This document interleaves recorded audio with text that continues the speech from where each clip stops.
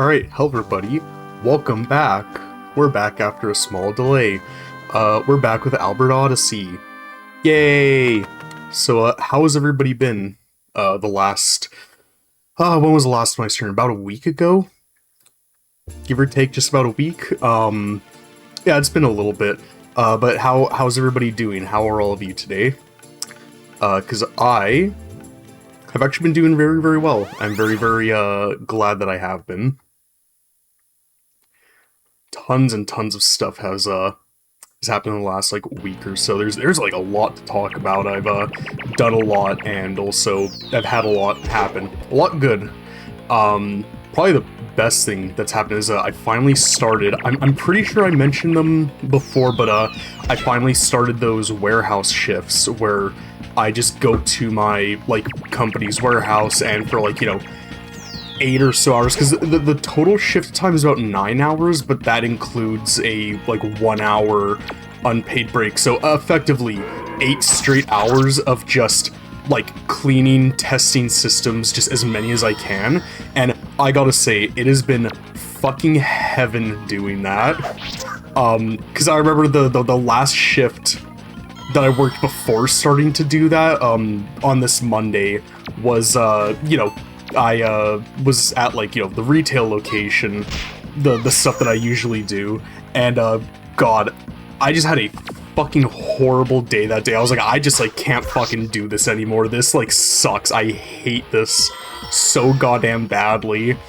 And then, following day, I do the, warehouse shift, and wow, what a world of difference in just how I felt and how just, like, good everything was.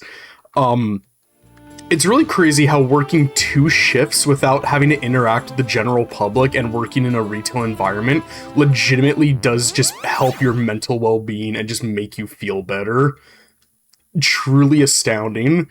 Guys, I'm starting to think maybe, like, the retail environment just isn't good for fucking anybody to work in. Because, like, holy shit, it's getting bad. It's getting really, really fucking bad. Does this hit everybody? It doesn't. Like, it's getting, like, preposterous how just not good it is nice to work, like, in a retail environment. Everybody is just so, like, stupid and rude and really mean now, and it's just, like, this, like, it just isn't fun or even enjoyable to work, like, in any retail environment anymore. It's truly, like, absurd just how bad it is. Because technically, I'm on, like, I am currently on vacation, and my vacation was supposed to, wow, that was really weak, holy shit. My vacation started on Tuesday, but I asked, I was like, hey, even though I'm on vacation, can we just, like, still start my, like, warehouse shifts, like, immediately? And my boss was like, yeah, we can do that. We could just have you go to the warehouse and then just, keep you blacked out, not working at, like, retail for, like, the entire, like, rest of your vacation. I was like, yep, that sounds good to me. I'm cool with that. Where am I heading? Oh, that is where I need to be heading. I see it up there.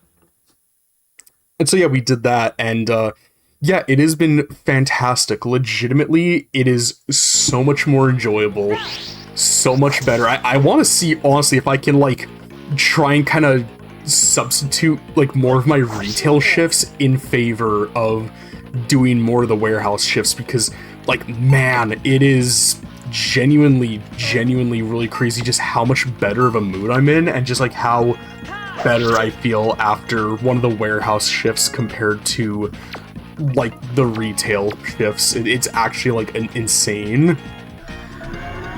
Because I love doing it too, because again, literally, it is 8 straight hours of just, alright, go over to, like, the tester pile, because it's like a little part of the warehouse where it is legitimately just a mountain of untested, like, systems, accessories, stuff like that, like, just, like, system parts, because at the warehouse, the reason why they're like, you good?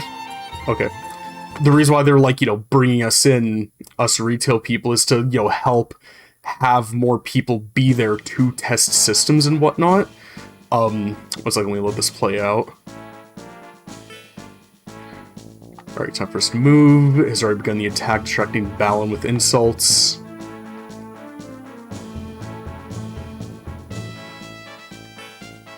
Hey Balin, yo mama's so ugly she looks out the window and gets arrested for mooning.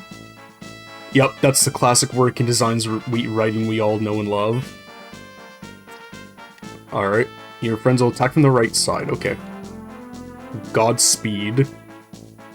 Godspeed.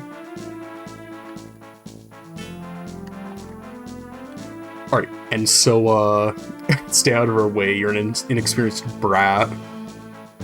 Will the dog lady be nice again? Aw, he's so sweet. Time to kick some tail. Alright, cool. I need to, like, heal. Like, really badly.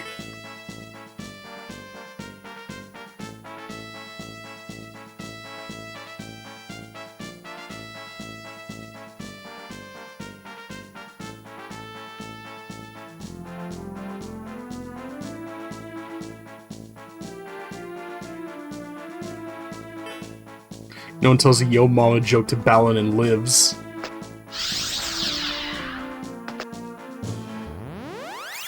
Alright, yeah, so, yeah, literally it's just 8 straight hours of just, you know, testing like a system. So you just grab a system, hook it up, and, you know, you do all the cursory stuff, you know, make sure it turns on properly, make sure it reads discs or cartridges, all the controller ports work, turns on and off fine, like, you just, you know, the basic cursory stuff like that.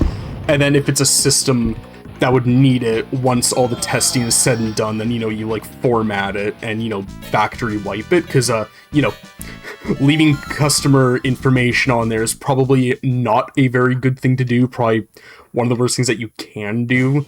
So, you know, make sure it's always, factory wiped and whatnot. And, we got more... yeah. Okay, cool. And yeah, the average time, because I was asking, I was like, hey, you know, what's the kind of the speed that you want me, like, going at? Because right now it's just one of us at a time, but I think starting next week we're gonna have, like, 2 people doing it, so we're gonna, like, you know, be able to double team stuff. And, yeah, the person, like, manning the, used trade-in testing stuff, whatnot, she was like, yeah, so, you know, we wanna, with the exception of Xbox Ones, because, boy, do I have a lot to say about Xbox Ones now that I've had to, like, test and format them, and let me tell you, it's not positive. You know, she's like, yeah, you know, the time that takes, with the exception of Xbox Ones, should be, like, you know, no more than, like, 45 minutes per system. I think it's, like, 20 for, like, handhelds, because they're just so much faster to just get set up and, like, tested and stuff. So, you know, 45 minutes per system is, like, the max we should be spending on any given one. I have been fucking conveyor belt, like, bam, bam, bam, bam, bam, putting them out. Both her and the previous, cleaning testing department head, are flabbergasted and impressed super, super heavily by, not only the quantity that I'm putting out, but the quality as well. Because I love cleaning systems a ton. I find it very therapeutic and very satisfying to do, just because, again, a lot of these systems are dusty as all hell. Like, they are insanely fucking dusty, like, to an absurd degree. So, you know, just seeing them get, like, you know, going from, like, really dusty and, like, nasty looking back to being, like, really clean and, like, you know, really shiny and, like, looking brand new, it's so satisfying to do, and I'm really good at doing it. I'm very articulate about getting, like, you know, the little, like, nooks and crannies and, like, all the little, like, bits, that I feel like a lot of people might, like, tend to overlook. And, yeah, I've, according to her, the testing lead department head. Apparently I have been like blowing them away and have been doing a great job, which I am very happy about. I was really worried that I wasn't doing that great of a job, just because I always just kind of worry about that kind of stuff.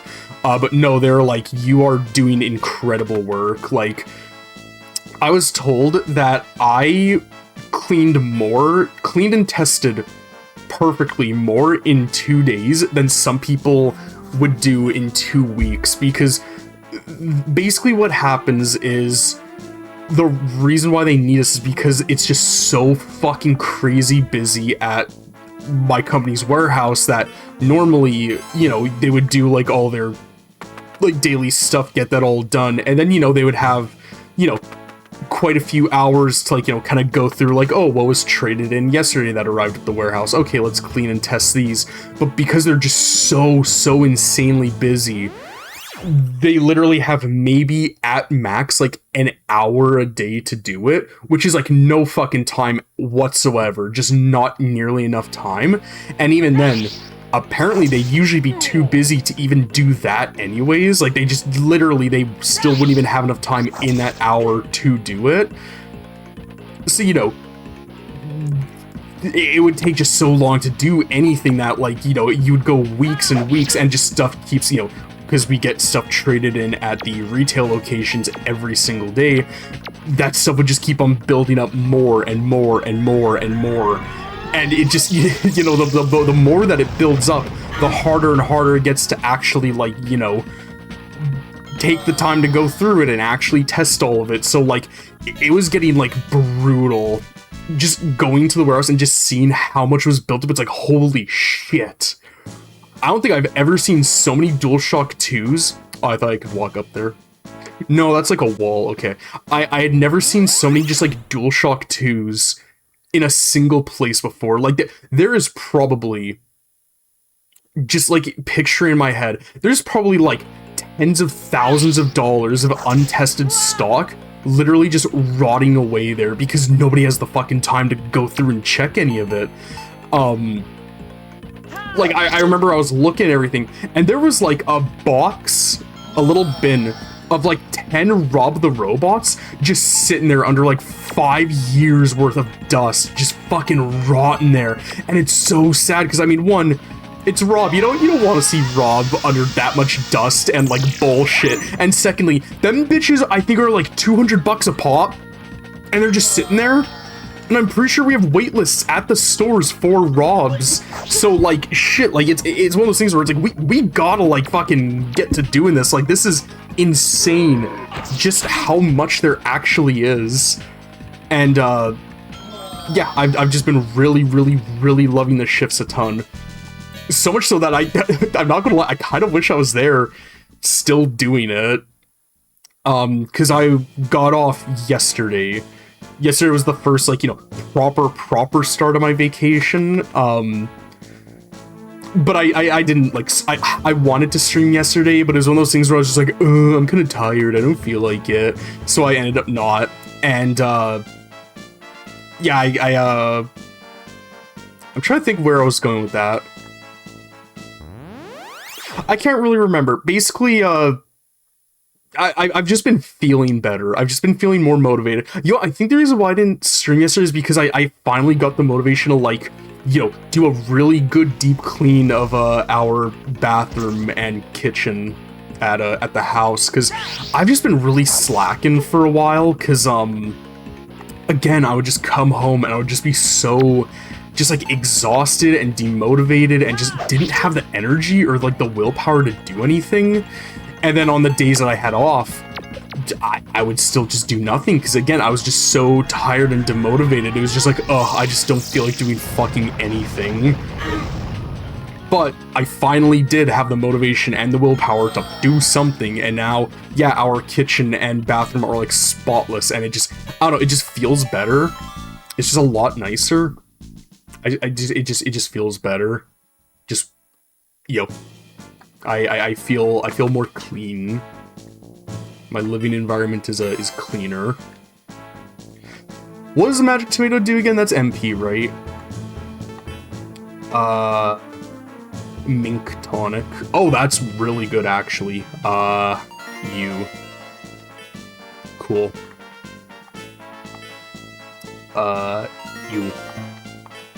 You take that. And yeah, just feeling good, feeling great. I think I'm gonna cry. I thought we'd die here.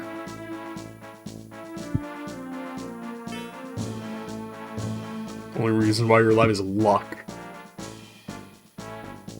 This lady's a bitch. NGL lady, you're kind of a bitch. Gag. Right, yeah, that's the thing that silences. I remember the first time I found out, I was like, what the hell is a gag? Genuinely thought it was gonna be like some bullshit. Like, ooh! Where it was like, I'd like open it up and it's like a joke. Because that's just the kind of bullshit that this game does. Miracle Mango. What is a Miracle Mango? HEMP to maximum. Okay, well, I'm gonna hold on to that. That is really fucking good. 56 gold. No, there we go. Mystic Forge. What is a Mystic Forge? Oh, okay, I'm assuming it's a... Yeah, it's probably like a battle item. Okay. Sick. Life Root. Aha, Eureka. There it is. What else? What else? Oh, me and, Xander, we ended up going and seeing the Backrooms movie, and yeah, that is a good-ass movie. That's a really fucking good movie. It's not perfect. I definitely have some issues with it, but like overall, I'd say it's a solid like 8 out of 10. Especially, you know, Mr. Kane Pearson's, aka the youngest person in human history. He did an amazing job as a debut director. I mean, like, if you ever see any of his stuff, it's on YouTube, Kane Pixels. If you ever just see like any of his other work, he is, I think, probably the most talented content creator on YouTube. His work, especially like his 3D like Blender work, holy shit, it is incredible.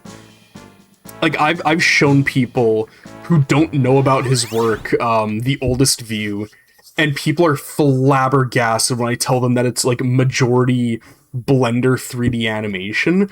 There's one person that I showed, and I don't blame them for it because it looks so insanely real. But one person just straight up thought that like he made a set of like a giant fucking underground mall and like the giant staircase and shit. Somebody they genuinely believe that. Honestly, I'm gonna keep it real. I don't really blame them. Sorry, I'm drinking a Mountain Dew Voltage right now. I've got my big luscious lips wrapped around the bottle. Yummers. Alright, gamers, get your frickin' Mountain Dew ready. Let's frickin' go. Let's frickin' go, gamers. I love Mountain Dew. That's the fattest fucking thing I've ever said, and especially just the way I said it, I love Mountain Dew. Just like, fuck me. Hey, well, I am unabashedly fat and proud. I am unabashed about that. I am a fat bastard, and I am happy about it. And there ain't nothing you can do to make me feel bad about it. Okay, but yeah, going back, Backrooms. Phenomenal movie. Definitely its biggest strengths, absolutely, are the incredible, insane fucking set designs. Insane. Really fucking good. And like, there aren't, I guess, spoilers for the Backrooms movie for planning on seeing it. I'll be talking about it like pretty in depth. But like, you know, the sets. There aren't many scary moments in the movie. It's not a jump in your face, oogity boogity boo blah scary movie, right? It's very, very slow, suspenseful horror. So there's not a ton of scary parts, but the few scary parts that are scary, holy shit. I do have a boo-boo. Aw, thank you. But yeah, the few scary parts that are in the movie, holy shit. They are some scary fucking parts. I think probably the first really fucking scary part that, like, really stood out to me was Icy Cool Breath. That really stood out to me was, the part when, forgive me, I'm blanking on the characters' names.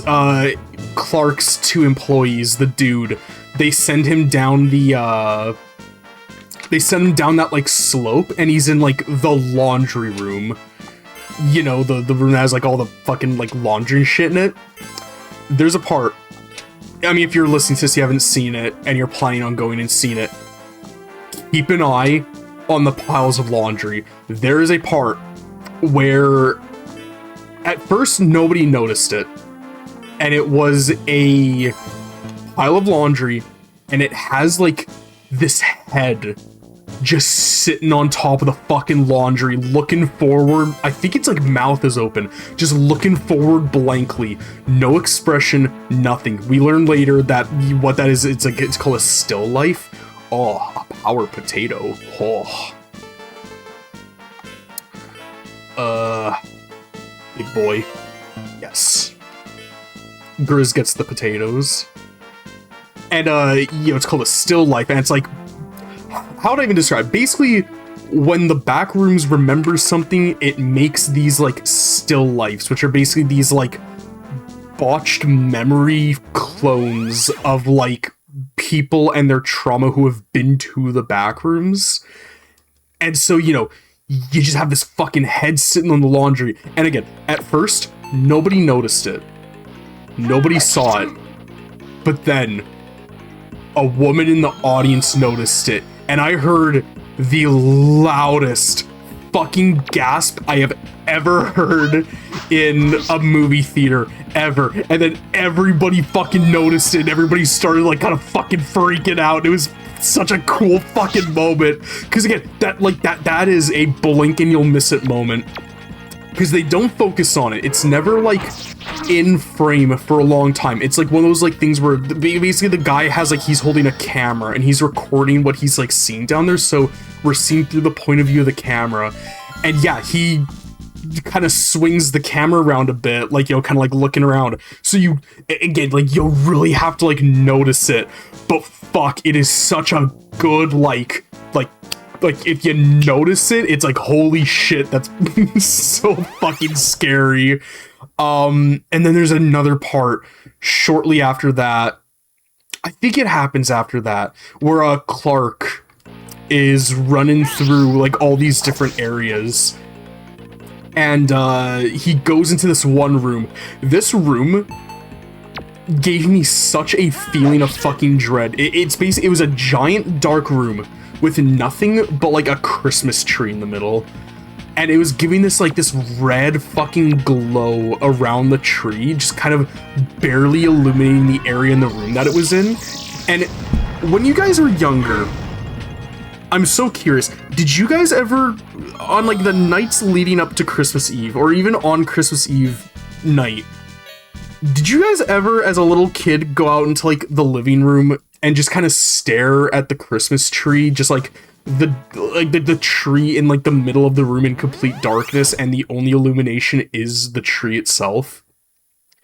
Because that was the exact fucking visual that I got from that movie, and it, like, it made me feel like being a 7-year-old child again. And fuck, I can't even begin to describe to you the actual, like, horror and dread pit feeling in my stomach that I was feeling when I saw that. Fuck, it was bad. Holy shit, it was so bad. And then immediately in that part, it's why Xander actually told me that this was, like, a part that, like, really got him, was Clark walks around the tree and there's, like, this lady standing in the darkness, And then immediately, she just starts fucking, like, hobble running over to Clark, and, you know, he's like, oh fuck, and he, like, runs. And just the sound of her heels clacking on the floor and knowing that she's, like, chasing Clark is like, oh my god, this shit is so fucking scary. It's so fucked up. And then there's another part, too. So we get foreshadowing of it. I'm sure, even if you haven't seen it, you've probably seen a picture of it online.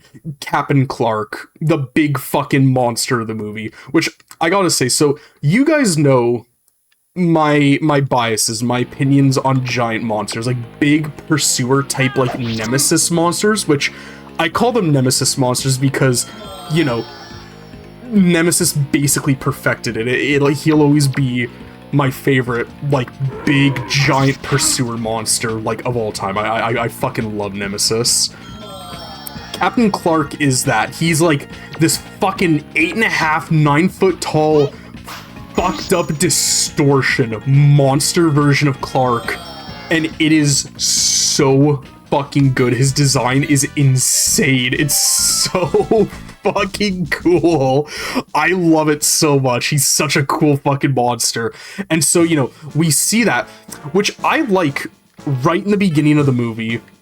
Like right in the beginning, when it's like the part when it's like the what's the company called, Async, when like the Async agent is like running through the back room, and we get that like implication immediately that there is something down here.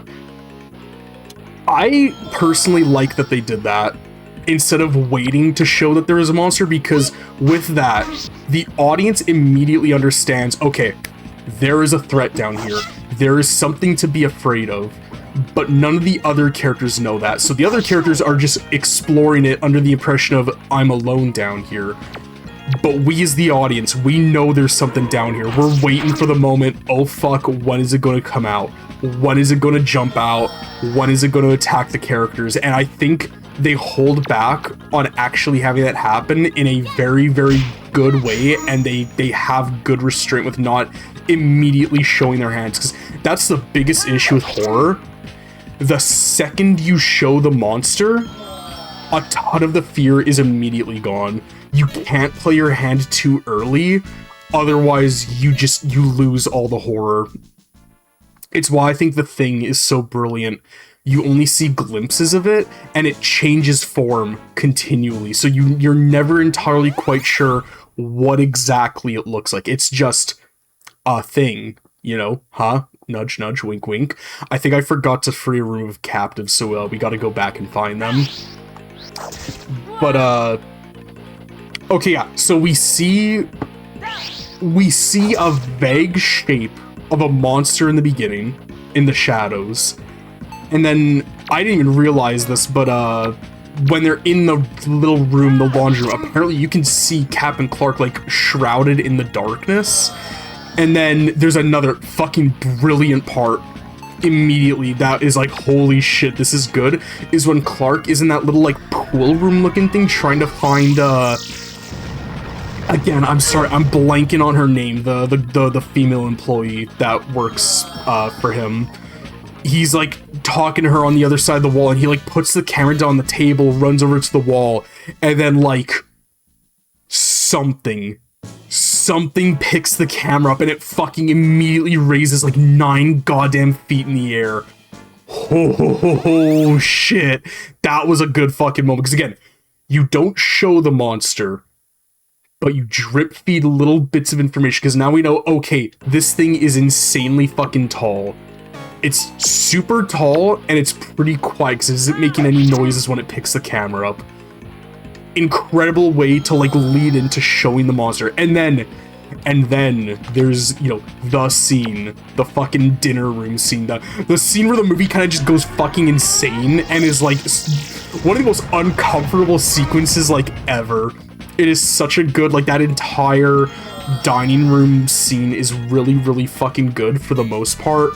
Again, I have an issue with it, but we'll put a pin in that, come back to it later.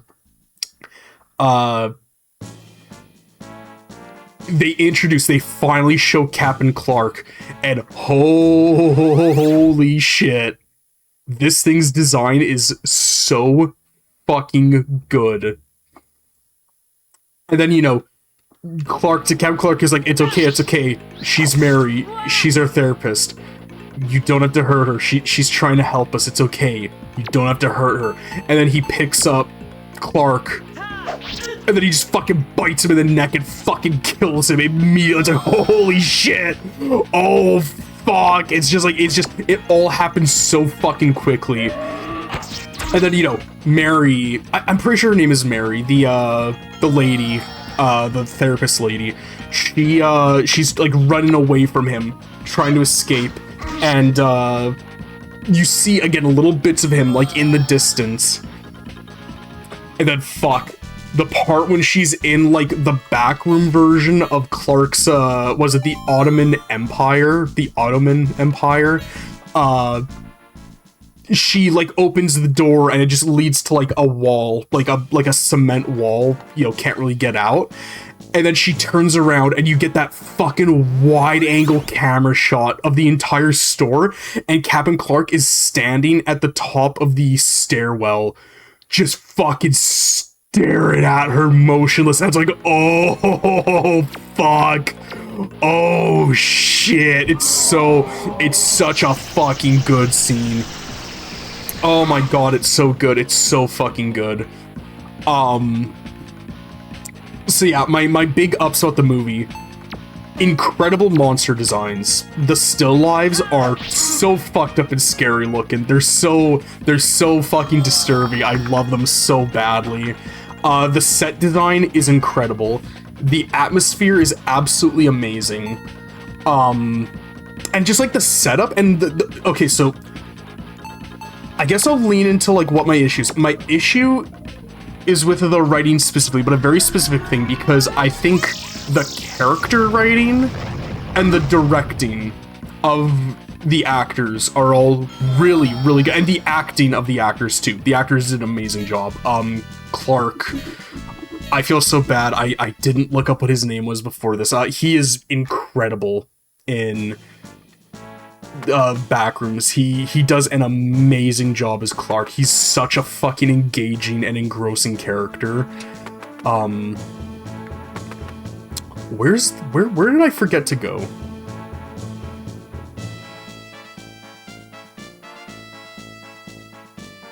Over here? I'll try over here. Yeah, he is such an engaging and really, really, really fucking interesting character.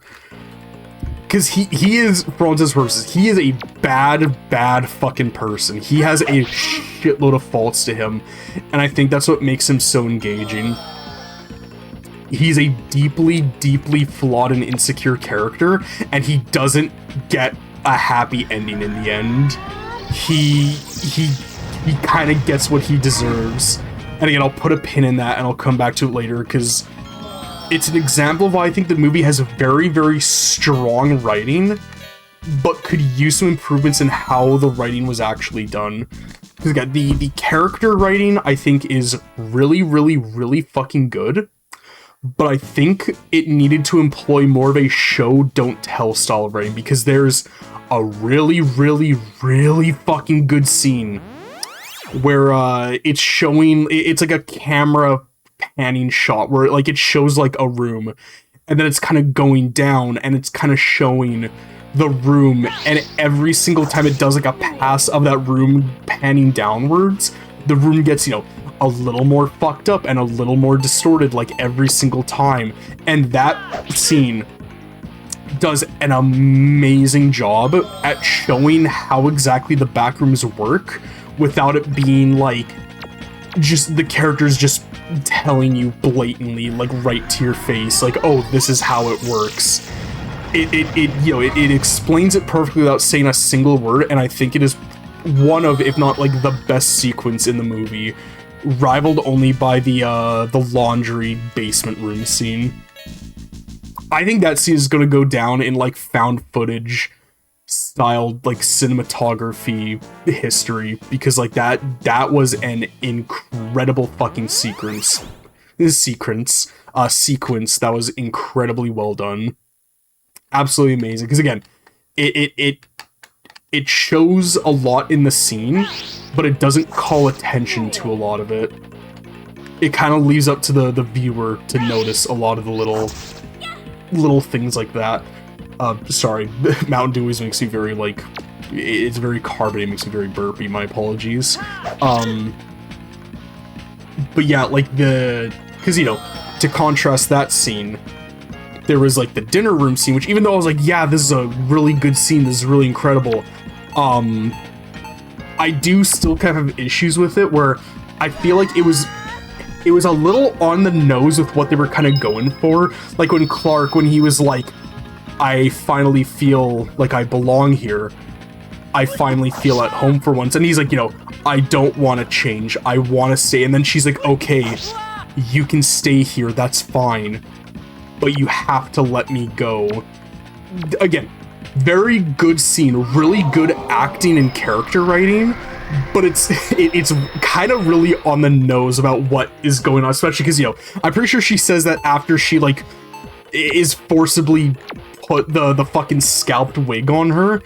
So again, it's pretty clear what's trying to be. It's, you know, Clark, if you want to stay how you are, that's fine, but you have to, you know, you gotta let go of your wife, your divorced wife. Like, you can't keep holding on to this.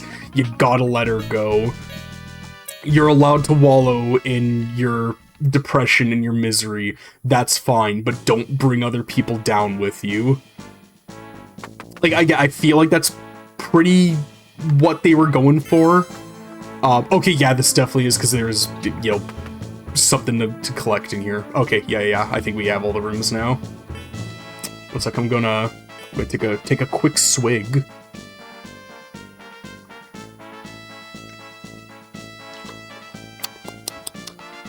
High voltage, my nerve tonic of choice. And that whole scene, you know, stay in character, like, it's so, because, you know, it's a fucking reversal of what happened near the beginning when he was in the therapy session. Like, it's so fucking good. It's all just, like, fucking great. Yeah.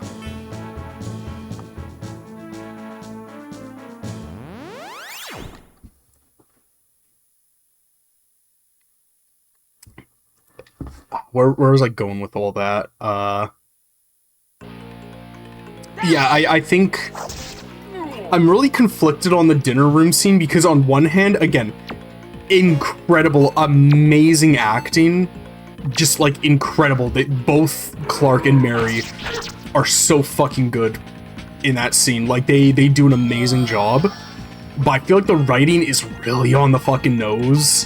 Which, again, there's nothing wrong with having really on the nose writing. It's good to have a mix of both, you know, open to interpretation, open to, like, you know, viewer analysis and, you know, dissection.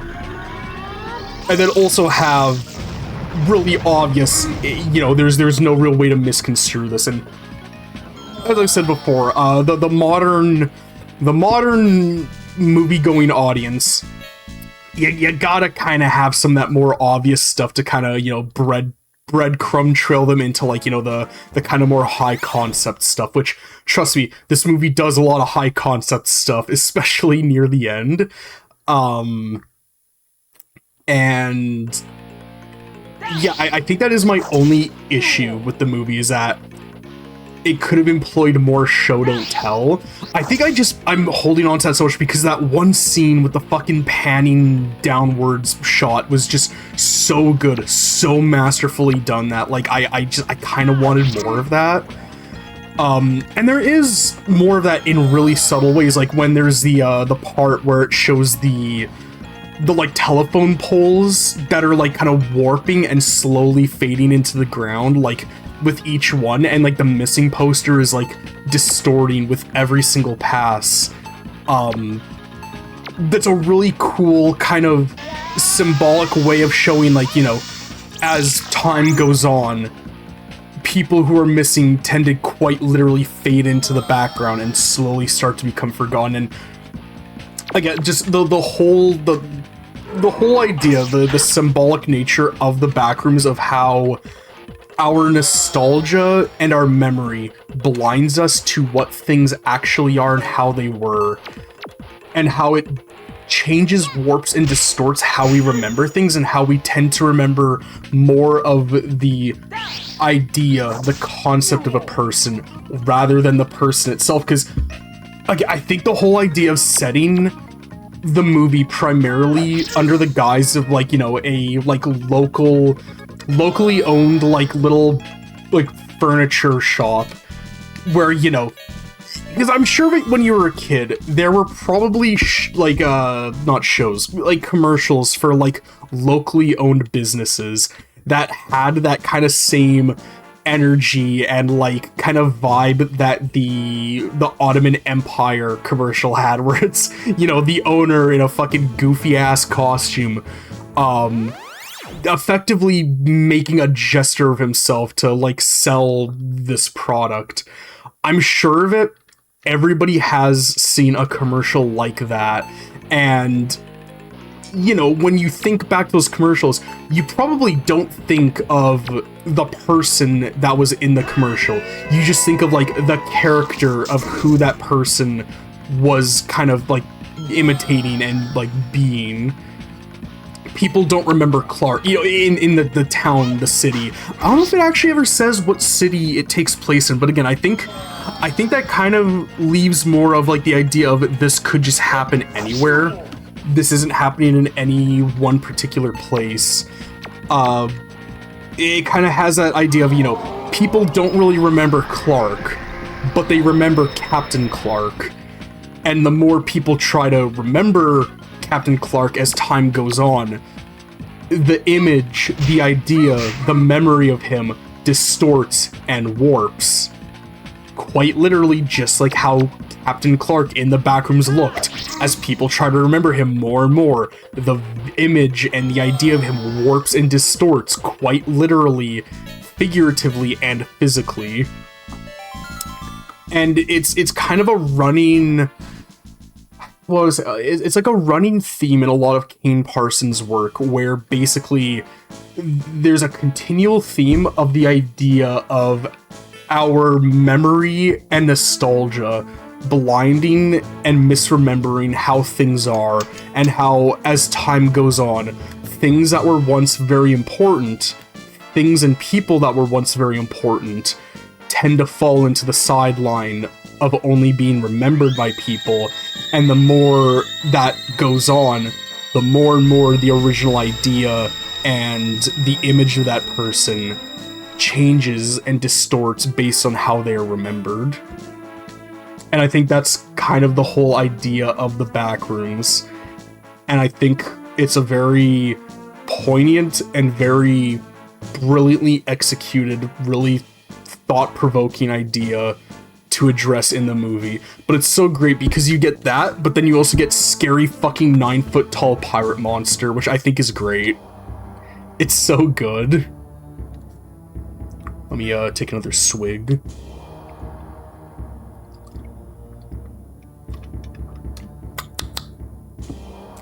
No more swigs. We are fully finished the voltage. Oh, babe. I thought that was that one priest dude had similar hair. Are you a friend or an enemy? My name is Novia, and I'm neither friend nor enemy, just an observer. Oh, ho, ho, ho, ho. Okay, she fucking warped and stretched. A teleportation spell. I love that bed. That's such a cool backdrop for the bed. That's really neat looking. Herm. Interesting. Oh, I'm so weak. Who are you? Are you here to hurt us? Please don't. What have I done to merit such cruel tidings? I'm not here to hurt you. I'm here to rescue you. My friends are waiting for you outside the fort. Get out here as quickly as you can. I remember when Balin was just a kind man. How could he do something so evil to so many people? You should run too before Balin finds you. Now I'm gonna kick his ass. Out of my way, Dragon Man. All the hostages are freed. Our business is done. I think we should move on before we run into any more unusual magic users.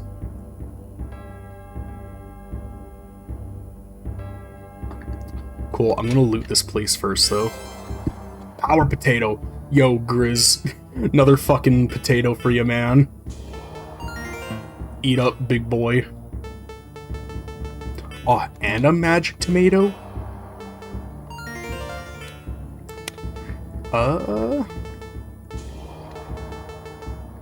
We have so many fucking mints, I'm gonna... Oh. we were all good, never mind. Alright, what's in here?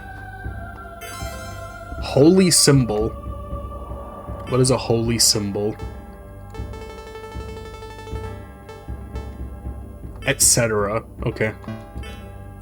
What do these items that do nothing like do? Is there a point to them? That's some really nice sprite layering actually. That's pretty cool.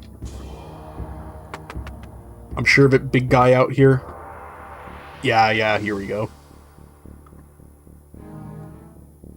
Everybody file out single file line. Ballin Caesarius. Ha ha ha! Which one of you wants to be the first to taste my cold, bitter steel?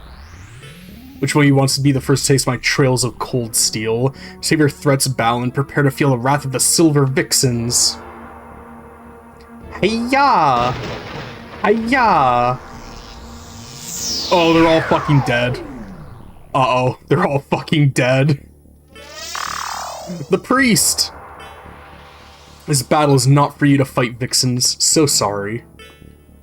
Balin, listen to me. Do you see that boy? Pike is his name. I want you to fight him. Be a good boy and fight for mommy. I want you to attack with every ounce of strength and every one of your oversized muscles. I want to see him in action. I just want to see how strong he is. Okay. Haha, do you hear that, Pike? What do you think? Do you have the courage to fight knowing I'll crush you like a grape? I'll make it interesting. Fight me and I'll release your precious friends. I can't. I won't. No, I'm gonna fuck you up. I like your arrogance. It'll make Smash you to a pulp much more fun. So, if I remember correctly, this isn't a battle you can win, but it isn't a force loss. It's just stay alive as long as you can, basically.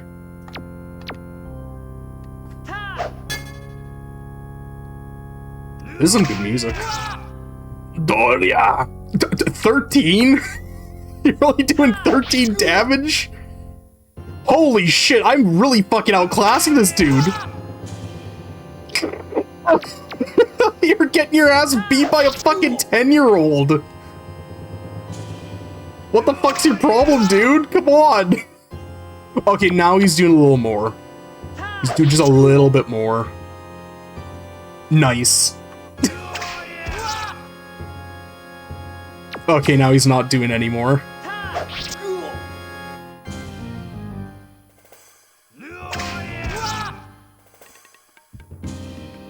$21? Wow, that was it? Really? Balin, I'm gonna keep it real. I think you're kind of fucking washed. You'll die as you lived, a total loser. Dude, you barely fucking, like, tapped me. History shall record who the loser and who is the corpse.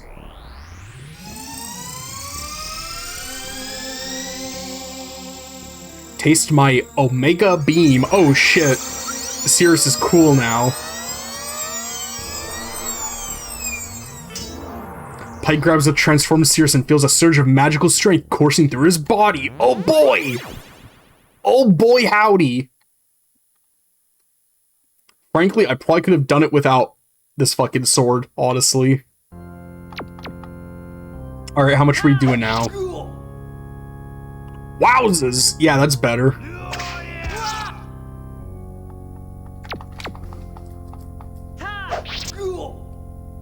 But yeah, I think that's all I had to kind of say. Really? Just fucking 2 hits? That's it? Jesus! That was kind of fucking embarrassing. Holy shit. Come on. But yeah, I think that's all I really have to say about the backrooms. Really, it's just good. It's really, really, really fucking good. It's a really great movie. Balan's been beat. Let's run for it and scream like little girls. They literally did put the fucking screams into disloyal little cretins. So you defeated Balan. You're definitely much stronger than I thought. I look forward to the future. Who are you, and why are you? Okay, bye. Bye, girl. Chris, Amy, Seta, are you okay? Are you hurt? Please say something.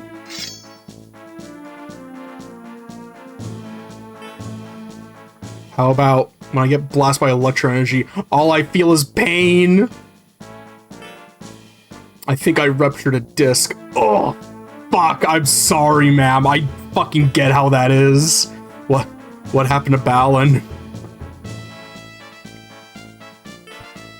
Pike kicked his butt. You should have seen it. It was wonderful. Pike? This Pike? It seems I underestimated you. I apologize for that. I'm used to being underestimated myself. I should have known better and act the same way towards others. Pike, I've never been so proud of you. Let's go downstairs. I'm sure that guy and the knights are waiting for us. Wowzers, we did it. We saved the world.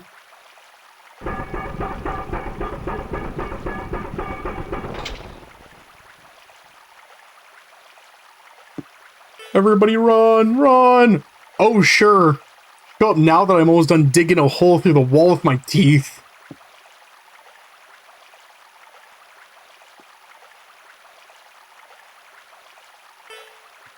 That was amazing, Pike. You fought him alone, and you won. How did you do it, Pike? How did you defeat such a giant of a man? With plot armor. I got skills, Decimus. That's not all you have, Pike. You also have an ego the size of this castle, yet I find it extremely attractive somehow. Pike is getting all the fucking dog babes. With Balan gone, it's time for us to tackle something even bigger, Ridoria. I've heard reports that the floating castle is drifting west, so that's where we're headed. The floating castle?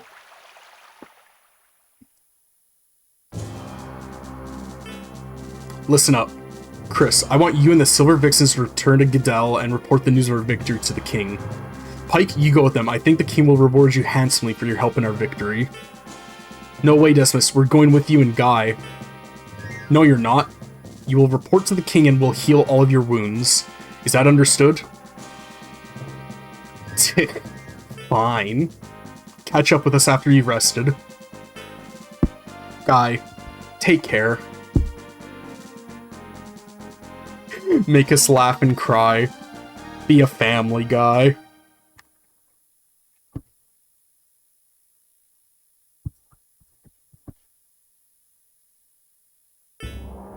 You know, there must be a god up there really laughing at putting us in these chance meetings. Chris, I pray you arrive at your destination safely.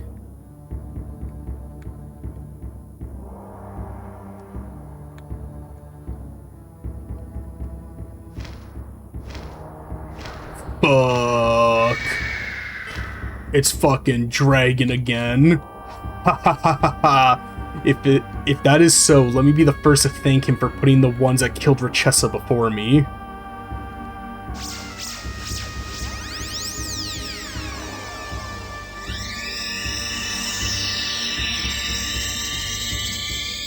Big fucking ball.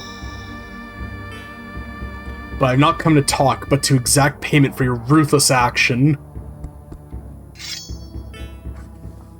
This does not bode well for our health. You don't scare me, Belnard. Show us what you've got.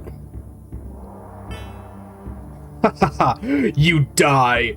X-Men, welcome to die. Oh, Pike is fucking dead.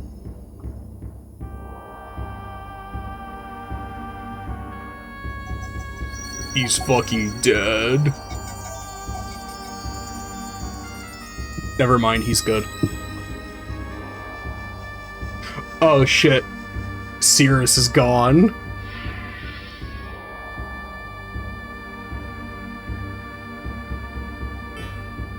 What is this? What's going on? Pike regains consciousness. Panic and get up!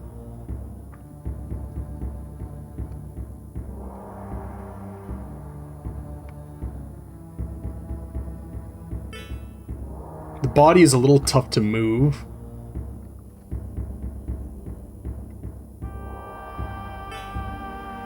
I expected you to not give up easily, but now I'm ready to finish you now.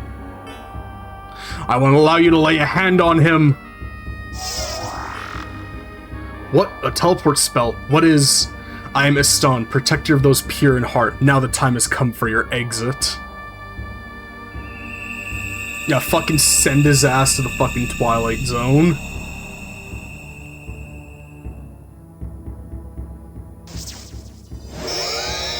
Fucking bye. Bye, girl.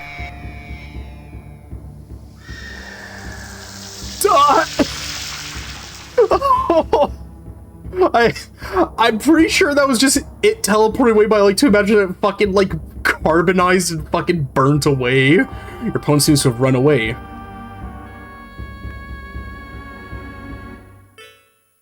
It's been a while, young one, but we haven't met before. Do you remember? It was incarnate, and I am the man you no doubt regarded as a strange fool then. Pike, do you really know this man? Yes, Pike, are the words he speaks the truth? Pike, did you hear me? Well, feel free to call me Eldean. I'm a magic master from times of old. Well, Eldean, why did you come to help Pike? I was looking for something, a thing that could decide the fate of this entire world. But at the fort and again here, the item has exceeded its own power and stopped working. Perhaps I misjudged you, Pike. You still don't understand? The item I've been seeking is the one possession you prize above all others, Pike. It is a short sword, Cirrus, at your side. I have heard that you are working with Guy in opposition to Raydoria, but the encounters you have had so far have stretched Cirrus beyond its ability. But it will regain its power once again. Never ever let it go, Pike. Hold it close to you, and it will serve you well in your quest to rid the world of Raydoria.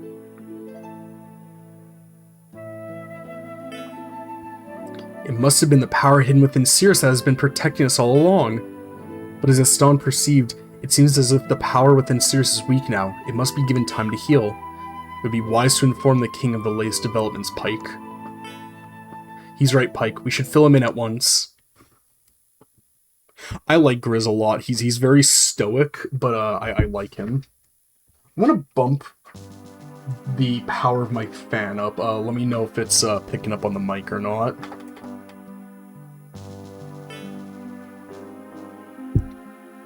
Alright, it looks good. I don't see it getting picked up at all. Leos tells the King Videl everything about the raid on Balin's fort. So the magic sword Madriker disappeared along with Balin? That's unfortunate.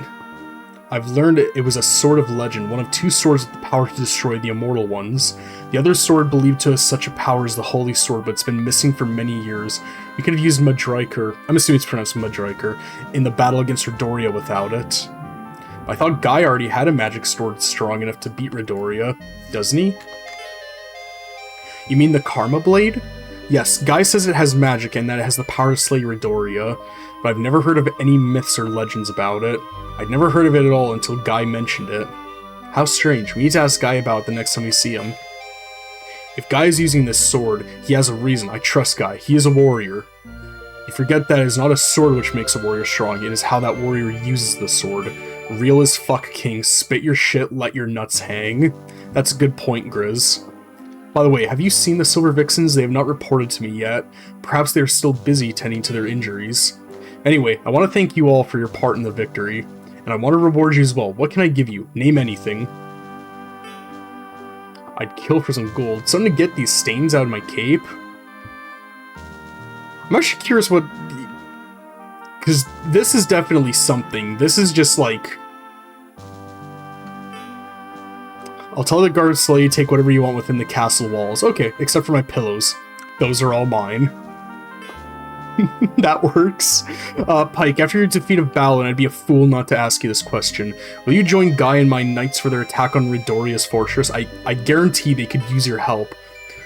It was Sirius who defeated him, not me. Of course I will. Wonderful, I'm glad. Guy and the others have already gone ahead, but you shouldn't have any trouble catching up. They've gone west to the oasis town, Bogdaniel. Okay, so west. From here you should go southwest to Tamari, the village of the Beastmen. Okay, so southwest. Okay, southwest. And from there you can hire a ship to take you across to across to Oasis. I'm still kind of fumbling a bit, but I think my fucking reading's been way better. I really do think just being so like fucking exhausted all the time and just not feeling good, definitely was what was making me just fucking misread like everything constantly the last few streams. When will my prince return to me? Oh, my prince. Because, God, listening back to some of my streams recently, I'm like, why am I, like, completely fucking incapable of reading at all right now? Like, it was, like, genuinely embarrassing. It's like, holy shit, I'm kind of fucking stupid, huh? I'm kind of fucking dumb, but no, it's just, I think it was just, I was so exhausted, I just kept on, like, reading too fast, but my mouth couldn't keep up with, like, the thoughts, you know? All I can do right now is take care of the king. I wish you a safe journey and a safe return, friends. Where's the treasure room? I know there's a treasure room in here, but, where is it? Where is treasure room? But yeah, alongside the, you know, back rooms, another movie came out. So I didn't get to go see it in theaters, but I watched it when it, went up on YouTube, but, The Amazing Digital Circus movie. And, no, I've already been here. I'm kind of torn on it. I think it's satisfying and it is good overall. It's still overall a good, you know, conclusion to the series. I think my only issue, again, it kind of comes down to writing. Ah, here we go. The writing felt kind of, how do I put it?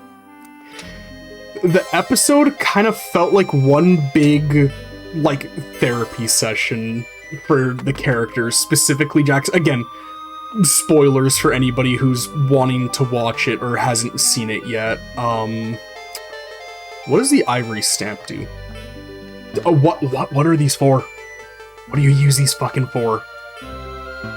Okay, but, anywho, you know, with the main thing with the final episode, the big reveal, the revelations, it is very clear that The Amazing Digital Circus is a very, I think the biggest issue with The Amazing Digital Circus is that it is a very, very personal, very emotional story of Gooseworks' own experience with transitioning. And I think she didn't realize that tons of, like, underage, like, teenagers and people with no fucking media literacy whatsoever would latch onto the series and make it their entire fucking personalities. And that is not the fault of Gooseworks at all. That's just people fucking being people.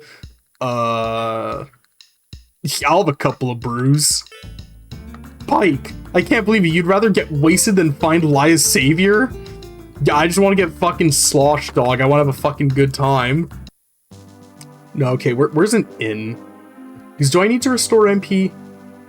Yes, I need to restore MP. Where is an inn? Is this?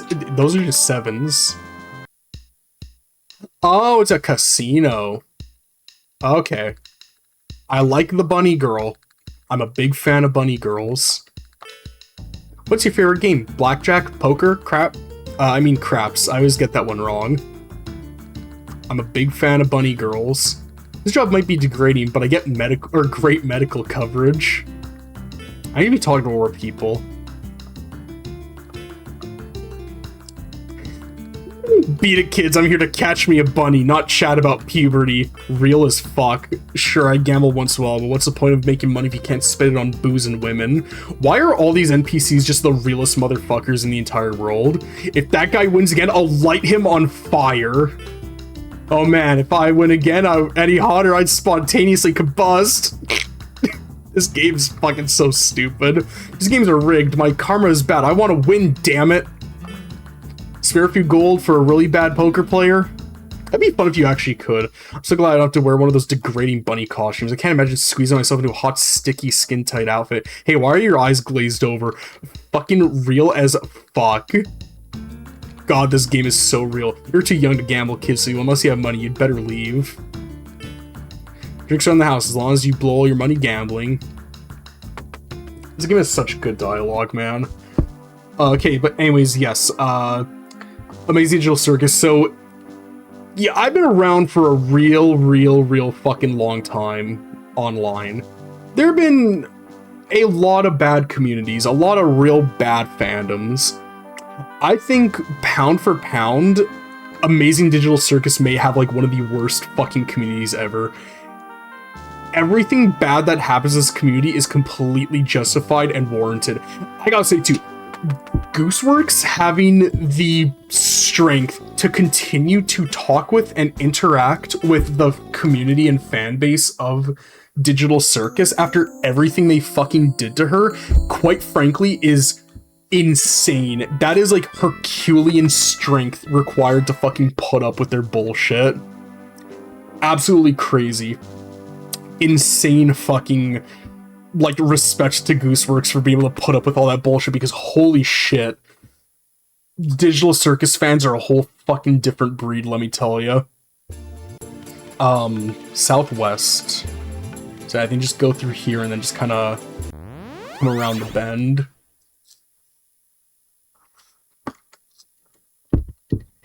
But yeah, I think a lot of the, again, like the subtexts, the themes, the ideas of Digital Circus, especially in the final episode where it's like, it's pretty obvious what things are supposed to be allegories for and what they're symbolic of.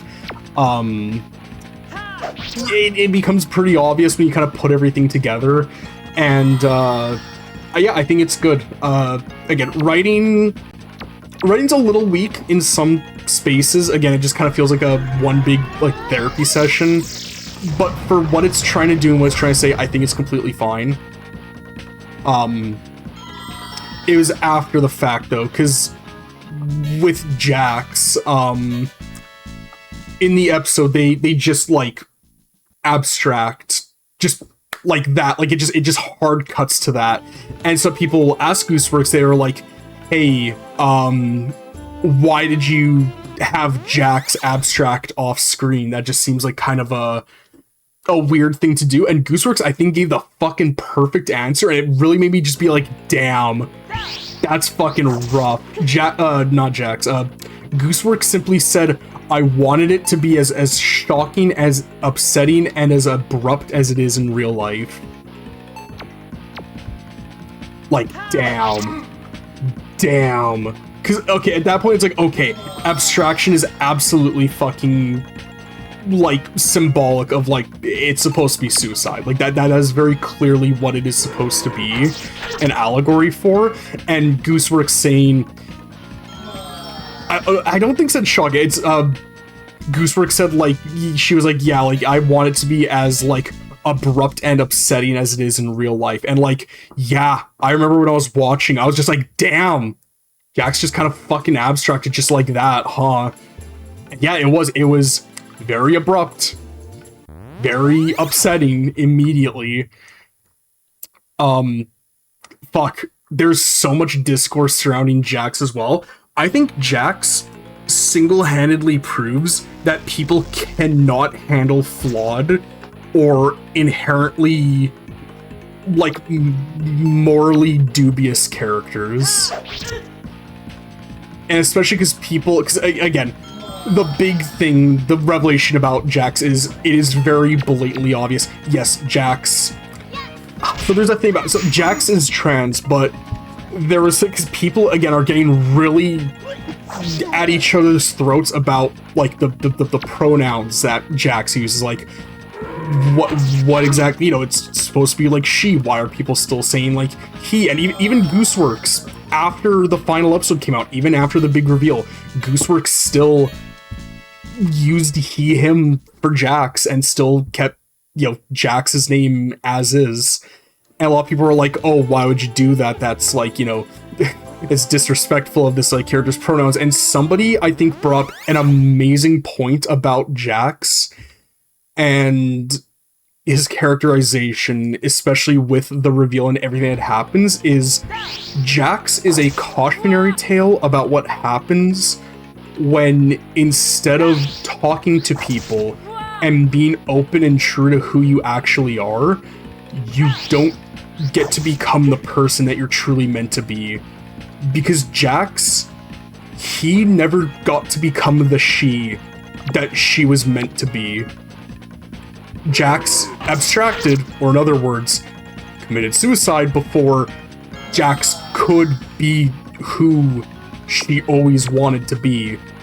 She is now permanently stuck as Jax because she was, you know, a very, like, internally misogynist, again, very internalized, like, self-hating person who hid behind layers of irony and reclusion to avoid wanting to be who they actually truly want to be, because they were scared of how people would perceive them and how they would be treated as a person. And before he could become who he was really meant to be, who he wanted to be, he fucking abstracted and is now no longer that person. And it's really fucking sad because there's assuredly dozens of hundreds of thousands of fucking cases like that all the fucking time, of people who never get to be who they are meant to be and who they wanted to be. And Jax is that cautionary tale. That's what they go through. And it's really fucking sad, and it's really, like, upsetting, but at the same time, it's also just kind of real as fuck. A lot of people just, they just never get to be who they want to be. As I always tell people, growing old is a privilege that many are very tragically and unfortunately denied. Yes, I'm really overanalyzing the amazing digital circus, but that's because there are really good bits of writing in here, and there is good subtext here. Because yeah, let me pull up that exact post, the one that I'm referring to, because I think it's very well said, very eloquently said. Oh yeah. Can people grab the concept that Jax isn't trans femme? He is Jax, a closeted, fucked, misogynistic prick that doesn't have the courage to be herself. He died because he couldn't let himself become herself. He was super closeted. He's like a chicken that never broke the shell and died inside of it. If he had broke the shell, she would be happy and still alive. He's a fucking cautionary story about not being able to open yourselves to be understood. Jax never became trans femme. He never became her. Leroy did become Lee, and Lee now lives a better life, but Jax, as we know it, is dead. And with him, he killed what she could have been. That's why Goose said any pronouns. Because even Goose said, like, you can use any pronouns for Jax. In her own words, guys, you can just call Jax whatever you want. You don't need my permission to headcanon anything. Let me see, let's see. Yeah. You can't treat him like what he's not yet, because that's the point. A tragedy of never becoming who you want to be because you hate yourself so much that you sabotage any relationship or trust your idea that you can let you become who you want to be because you're so closeted and scared. To call with masculine pronouns is correct and tragic because it's the point of him, that he shouldn't be scared or hate himself or sabotage or do the things he did because he was scared of being herself. I think that entire post is fucking perfect and incredibly well and very eloquently said. I think it is, like, fantastic. It's really, really, really well said. And again, everything relating to the finale and just Jax as a character. Jax is a litmus test as to whether you or not you understand what the story of Amazing Digital Circus is and what it's trying to accomplish. Because again, this very clearly at this point, this is a very fucking deep personal story from Gooseworks about their own experiences, and unfortunately a lot of like pre-teens and like young teenagers who don't fucking get it and can't analyze media on a deeper level than this character good, this character bad, and don't get nuance when it comes to shit like that, and how, look, a character doesn't have to be good morally to be a good character. A protagonist can still be a bad person. Shit, we were just talking about that with Backrooms. Clark is a horrible, terrible fucking person and an amazing protagonist. Such a fucking good character. He's so engrossing and engaging, and guys, that is like the point of a character. When a character has flaws and are deeply like, you know, flawed and have issues with them, that is what makes them interesting and engrossing. When you have a character who's just completely perfect and has nothing wrong with them, guess what? They get really fucking boring. They become really fucking boring. I didn't think that would actually work. Huh, okay. Oh, it's the Beast Village. Hi, this horde heat is causing me to molt at an insane pace. Oh, okay, you're a bird. I wasn't sure what she was. I thought she was like a dog. But yeah, I like characters that are like deeply flawed and have a lot of issues with them. It makes them infinitely more interesting and way more engaging. And that's why I think Jax is a great, like, central character in the Amazing Digital Circus, and it's such a fucking shame that people just can't fucking wrap their heads around that. Pike, I've been waiting for you. That lady walked through me. We served word from Goodell that you were going to join us. Des must have me wait here to meet with you. How did we get the news? Oh, it was a carrier pigeon, kind of ironic considering the folks in this town. I found out the hard way that the innkeeper doesn't find it funny when you ask for breakfast omelets. Oof, haha, don't quit your day job. So what are we waiting for? Let's hit the road, Chad. There's a slight problem, actually a huge problem. I'm not sure why, but the Birdmen and Beastmen are on the brink of war. Rumors flying all over the place, reports of egg-throwing incidents, burning sacks of dung on doorsteps. It's getting ugly. I don't believe it. The Birdmen and Beastmen have been at peace with each other forever. They must realize that a war would only cause destruction and death. No one would win. Point my fan a bit more at me. I agree with you, Leos, but the rumors have really taken hold. We can't get a ship in Tamari. The entire fleet is being kept in port to defend against a Birdman attack from the sea. Any suggestions, Pike? I'm clueless. I don't know. Can I talk to you again? Okay, I guess just, go up through here.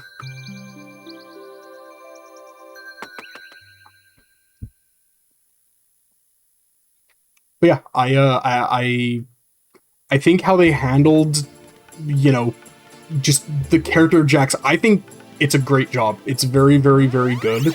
It's a shame that the majority of Digital Circus fans can't, like, discern nuance and, like, you know, understand that a character doesn't have to be morally good to be a good character. It's just such a fucking shame. It's the same thing with, oh gosh, what was it? Fuck, why am I blanking on the name? Mouthwashing. Mouthwashing is such a good example of you people cannot handle media with darker themes and uncomfortable subject matters. It's just that fucking picture where it's like, you know, art should disturb the comforted and comfort the disturbed, but it should never disturb me in particular. It's like, you people can't fucking call for more mature media and media with darker and more, you know, serious subject matters, and then when media with darker themes and serious subject matters come along, you just fucking, like, run with your tail behind your legs and say, oh, this media is problematic, it's so disturbing, it's so bad, you shouldn't like this shouldn't exist. It's like, fuck you. Fuck you, you can't handle darker themes and stories. Just because you can't, that doesn't mean nobody else can.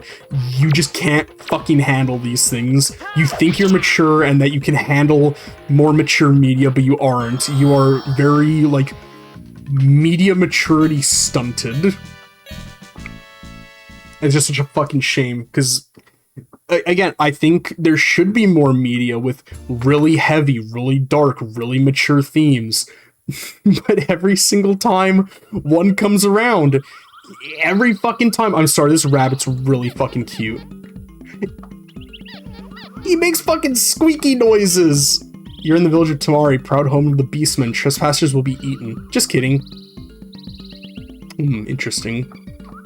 Oh, another save point. I might as well save, right? Cool. But yeah, Digital Circus, good. These old fuckers make such cute noises.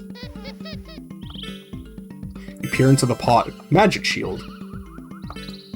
Here in Tamari, even in Warren, the businesses are owned by humans. Just another example of the man keep us down, Nat says. Yeah, the man keeping us down. I don't think I really need items. I need equipment. Where's the equipment shop? Ooh. The statue of Farum, the god of the beastmen. His teeth are barred in a smile, not a growl. Okay. How about on, like, the other side here? Oh. Yeah, here we go. She's real as fuck, honestly. Oh, little monkey! Little monkey. Grenades? Hell yeah.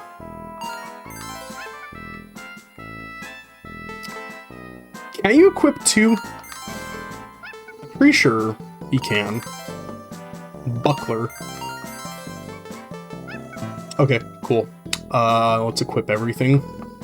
Alright, everybody, time for, like, Excel spreadsheets.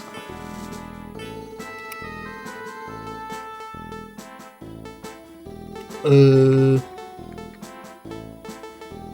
I just want to see, like, how far. Okay. Okay, Falchion. Oh, I can equip two? Huh. Oh no, I'm fucking stupid. I was looking at the fucking bottom. Sorry, Jesus Christ, I'm really fucking dumb. Oh, okay. Amulet. I'm going to throw that on, Ika. Yeah. Yeah.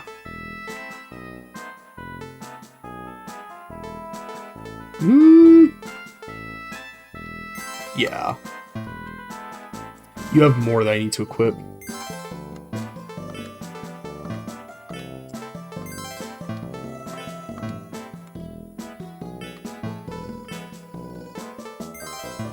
Buckler.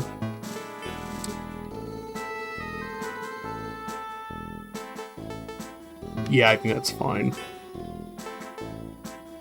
Yeah, you can equip two. Cool.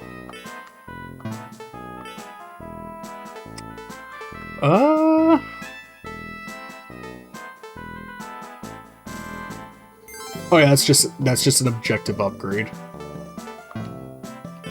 Alright, cool.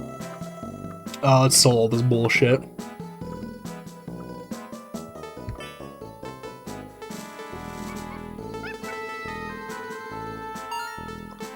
I feel like I never use these. I'll keep those.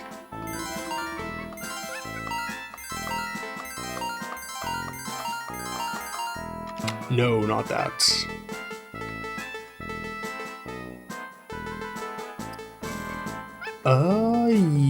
Yeah, I think that's good. You know, I will actually go back to the item shop. I'll get some... I'm assuming I can get better healing items now? Probably. Let's see. Not much. I mean, it's just fucking life roots all. She has such a good fucking sprite and animation. Oh my god, look at that. Look at that. That's so good. Oh my god, this game has such good fucking animations. This is so fucking charming. This is so good. Very cool. Very good.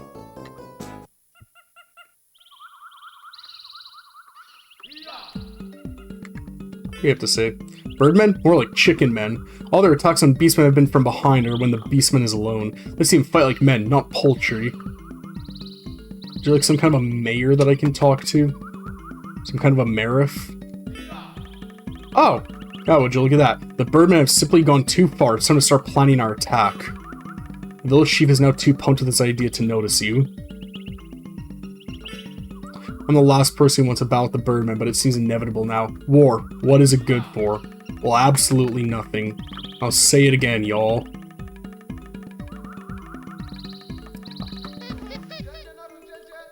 Good man. Keep on squeaking away.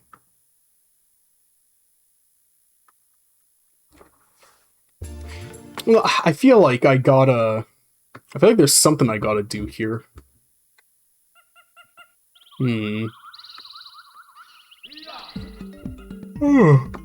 Oh, goodness. Oh, another thing we can talk about, the Star Fox remake. I was actually thinking of streaming it. God damn it. Is there something up above here?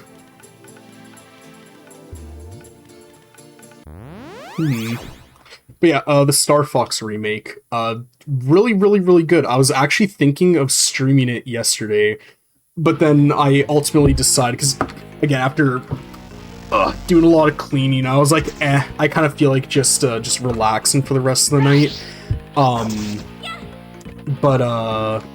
Yeah, I was also kind of thinking, I was like, you know, I kind of want to just play it on my own time, just so I'm not having to, like, you know, play it while streaming and trying to, like, focus, you know, doing all that, just to kind of not have streaming influence my, like, opinion on it at all, and just so I can kind of, like, play it and just kind of fully focus all my, like, time on just focusing on, like, playing it. And yeah, it's really, really good. It's just Star Fox 64, but just real fancied up, real prettied up. It's definitely a good bit easier than the original Star Fox 64, because when I streamed it, I tried to do the hardest route, and I bottomed out on Area 6, just before Venom 2. So, yeah, that was, like, as far as I got. Couldn't get any farther than that. And then, in the new one, on my very first playthrough, I did, you know, the hardest, like, route, and got it. I think the only times I died was against Starwolf on Venom 2 when you fight them, because they are really fucking hard in the remake. They're really fucking hard. Wolf just fucking trails you the whole time. It's fucking bullshit. He fucking pissing me off. But it's good. It's very, very good. I like the new cutscenes a lot. I really, really like the new cutscenes. There's this one where it's when you're on the route, because again, it's really cool. It kind of lets you choose if you want to do whichever route, like whichever planet is like connecting on your route, so you can keep on doing, like, you know, a harder one, or if you want to do like an easier one, you can like do that, so you're not like railroaded into like any one specific like track of planets or like sectors. And the one on Titania, when you're in the Landmaster to go down and like save Slippy, there's a scene where basically General Pepper is like, hey, I heard about your crewmate Slippy. It's very, you know, it's pretty hard to like lose a team member in war. You have my condolences. And Fox like fucking slams like his fist down thing. He's like, with all due respect, General, you can take your condolences and chew on it. Slippy's one of our team members. He's a good friend of ours. And he's like, you paid us to do a job, General, and we will do the job, but we have to get our friend back first. And it's really, really fucking cool seeing Fox, like, really care about, like, the team. It's really cool. I think it's such a great fucking addition to the game. I saw someone hiding behind the weapon shop yesterday. When I see who it was, he threw strange powder in my face. Huh. Behind the weapons shop, you say? No, this is the item shop. Where's the weapon shop? There it is. Can I go back here? I can't.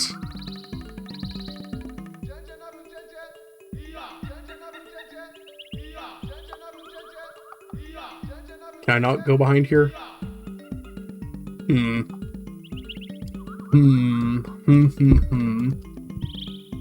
do you have to say?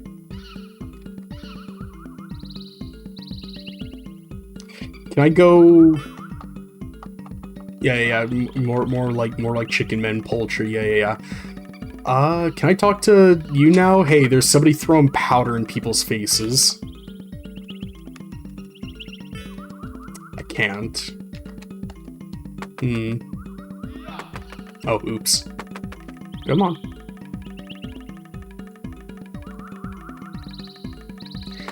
But yeah, you know, it's one of those things too where it's like, you know, with Star Fox, you know, did you like the original? Yes? Alright, you'll like this one. It's Star Fox 64, but just real prettied up. It's good. It's very, very, very, very good. Did you not like the original? Probably not gonna be too big on the new one, frankly. But you know, what the fuck? But yeah, no, it's good. Oh my god. But yeah, it's great. Do I think it's a system seller? Probably not. Unfortunately, as much as I want to be like, yes, absolutely. It's like, I gotta be fucking realistic about it. Star Fox doesn't have the same just crazy wide appeal that something like a Mario or like a Zelda does. You know, like it's pretty, you know, out there. I feel like a lot of people don't get into it as much as like those series, which is fine. I think not every series needs to appeal to absolutely everybody. It's totally okay to, you know, have a niche series that only appeals to, you know, certain demographics. That's completely fine. But yeah, it's good. I don't really know what else more to say than just it's pretty fucking good.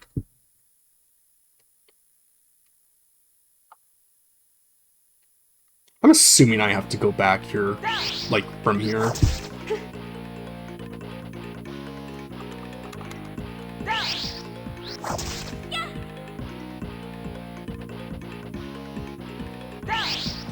Jeez, come on.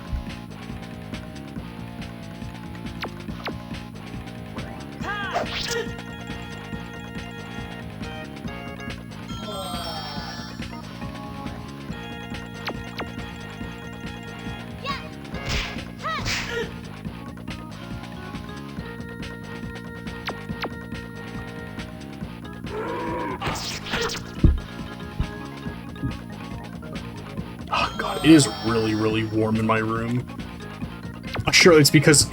Oh, gee, could it possibly be this giant fucking PC that's, like, right beside me, generating a ton of fucking energy and heat? Oh boy. Boy howdy, could it possibly be that?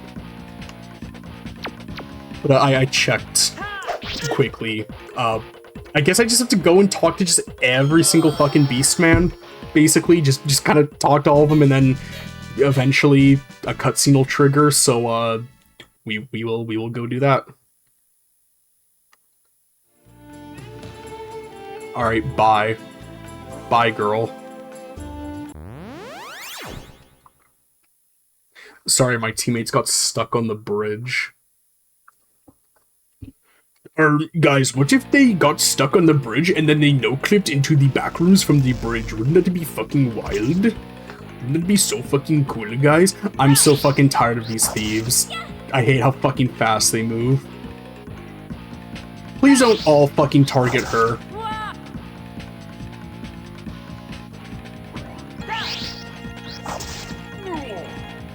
Oh. Okay, thank God. So I feel like Grizz is just gonna be healing breathing most of the game, because I mean, this is really fucking strong. The fact that he just doesn't need to use MP for that is like kind of fucking insane. Do I have something that can like hit all of them? No. I do not. No, lightning's only one of them.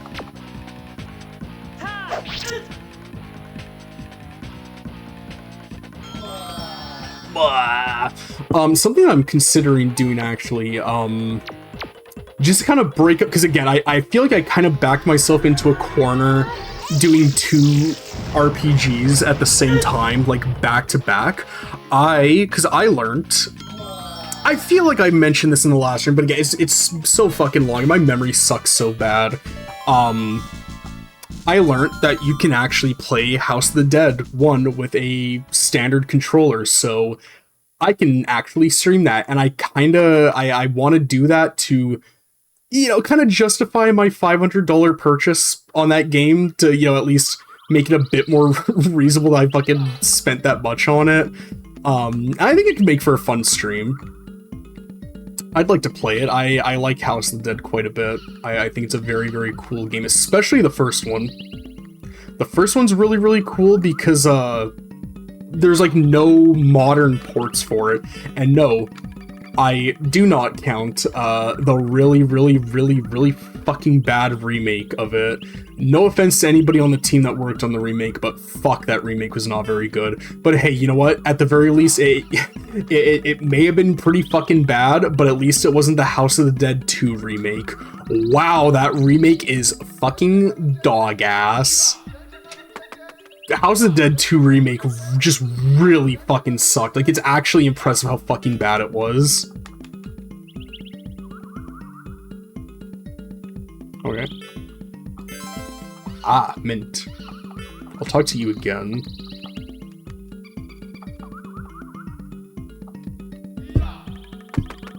Oh, goodness. Goodness gravy. I'll talk to you again.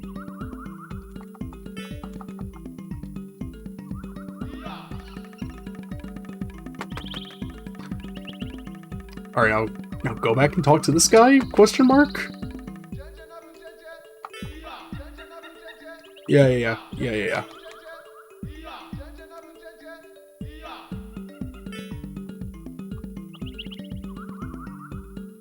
Oh, I talk to you again? No. Okay. It said that you see like a Birdman or something go running across. Sorry, one sec.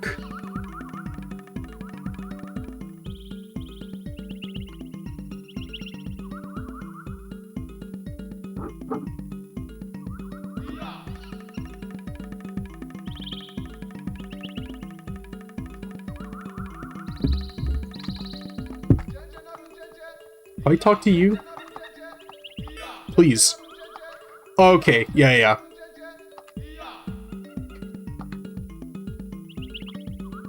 And then have I been in this house? Yeah, okay. Okay, talked to you.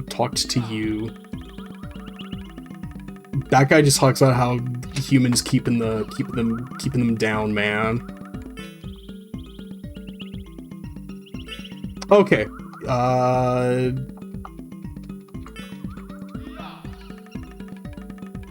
Did I do it?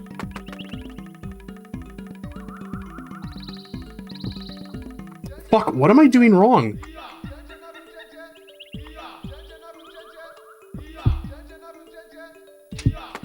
This one's just talking about this fucking weird fucking freak people.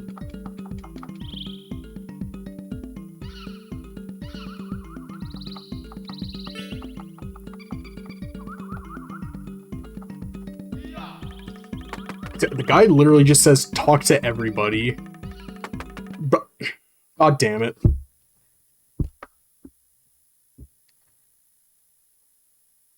I think this is my only issue with older RPGs, is that, they really did kind of just expect you to just kind of try talking to everybody and trying everything, because, okay, I will talk to literally everybody that I can find. So I got you.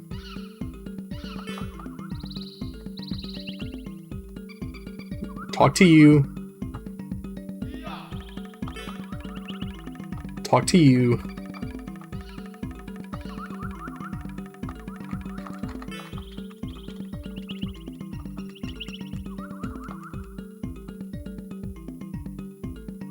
And there's nothing up here. Do I have to talk to the little fucking animals too? Do I really have to do that? Is there anybody else? No. Because this lady, she actually has something to say. It's, you know, threw a strange powder in my face.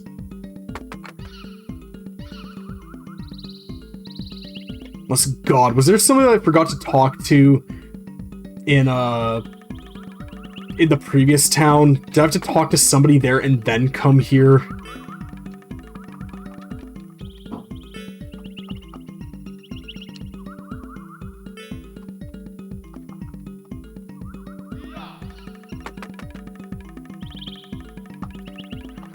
Ah, one moment.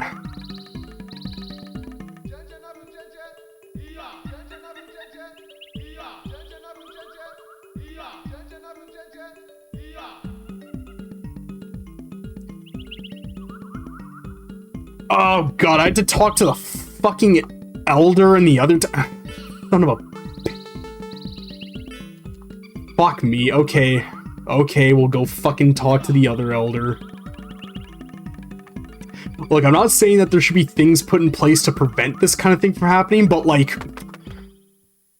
Look, if you want me to talk to the elder, have somebody in the first town be like, duh, you should go talk to our elder, he is kind of concerned about the beastmen. And that would be like, okay, I have to go talk to the elder about the beastmen, and then I go up, I fucking walk my stupid ass up to the beastman village, and then I talk to everybody there, and then we get it. You got it. Yeah, this just fucking comes part and parcel with like old RPGs like this. You gotta kind of just fucking talk to everybody.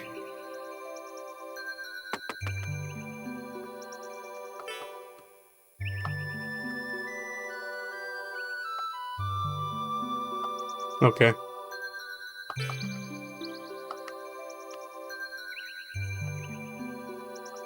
Jeez. I'm gonna get those beastmen suckers. I was fetching water from a well when they pushed me from behind. I nearly fell and drowned. How cowardly is that? So, okay, there's multiple levels to this place. I don't want to fucking miss where I need to go. Oh god, fuck. I love my son, Amon. I just wish he and his father got along better. Amon's so headstrong. Son? Bah, I have no son. That Amon claims is my son. He should be lucky. You're so lucky to have me a father like me, Squawk. Yeah, man.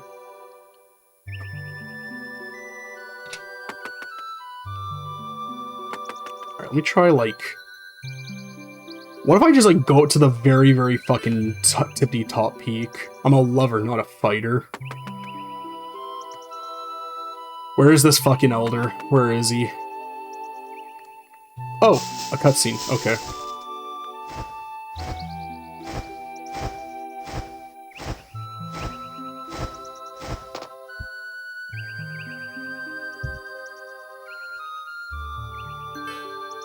Handsome Birdman. I can't believe how many Birdmen are buying into these insane rumors.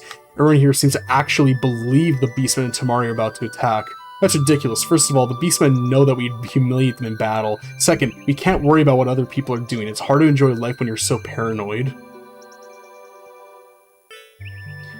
Ika mutters under her breath. This Birdman is different from the others, Pike. He's so confident. Can I talk to you again? Yeah. Okay. Yeah. Yeah, okay. Yeah, okay. Alright. Alright, so now what is this extremely specific, hyper-specific thing does this game want me to do now? Okay. Okay. Again, I'm sorry, but if I wasn't looking at this guide, we'd fucking be here all goddamn day.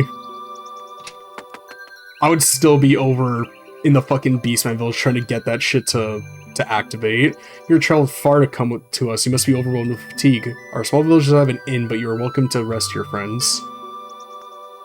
We need the shut-eye. Get cold, there's a pile of my old feathers in the closet. Okay. Whatever you say. Alright, cool. Can I talk to you again? Oh, okay. Yeah. No. Why is the most fashionable the Birdman? So he's our leader, Prince by default. Okay, so now is there anything specific you want me to do again?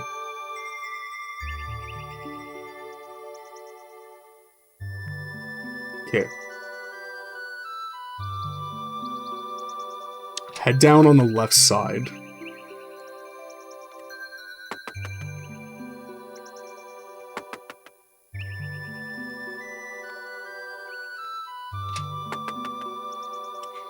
No, I was already here. Does this want me to talk to them again? Because I didn't do it in the fucking exact order that this game wanted me to do it in.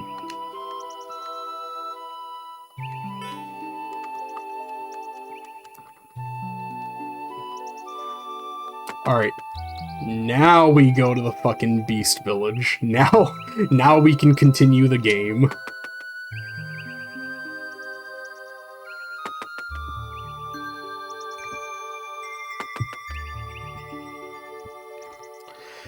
Yeah, I'm trying to think what else is there to talk about, things that have been happening. Oh, at 7-Eleven. Sorry, let me get my footrest out. My one leg's kind of feeling it. Leos is going fucking wild. He's fucking tweaking, fucking bugging the fuck out. By the 9 Divines, I'm on that good cushion alcohol.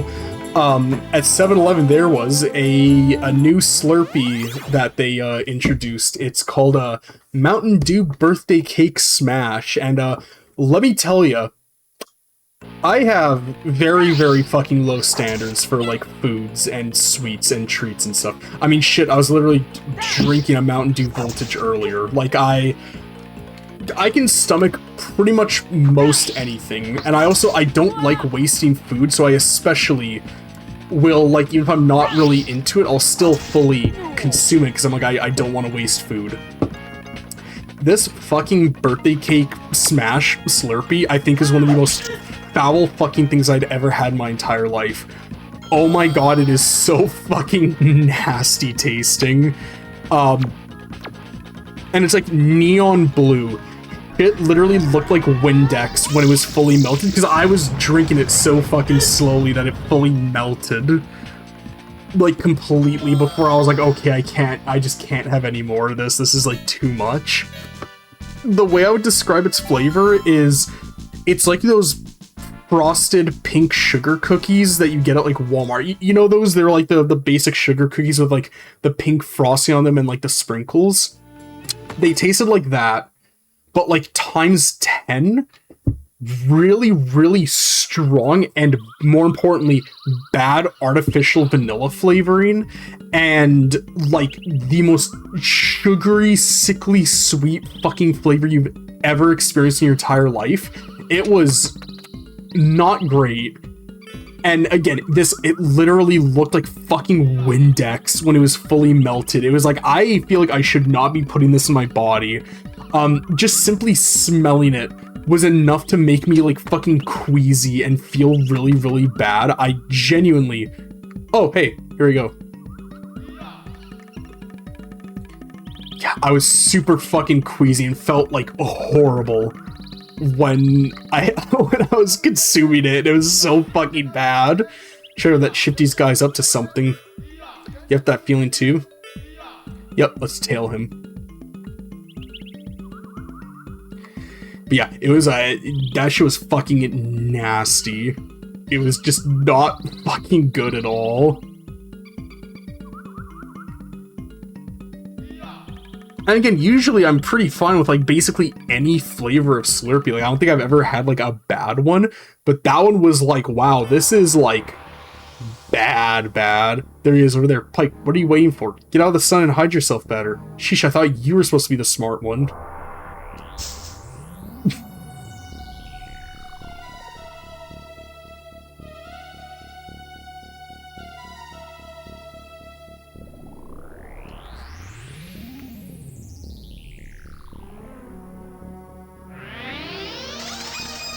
Oh, he's a baron of hell. I actually really like his design. He looks kind of cool. Did you just see that? Dude, did you see that shit? Grizz is just fucking looking at me like, did you see that, man? Did you fucking see that shit? Alright, what do we do now?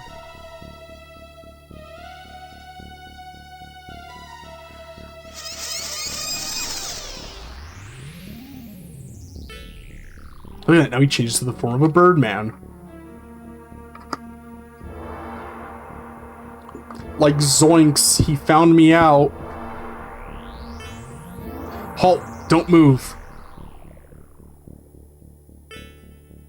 Curses, you shall pay for your curiosity.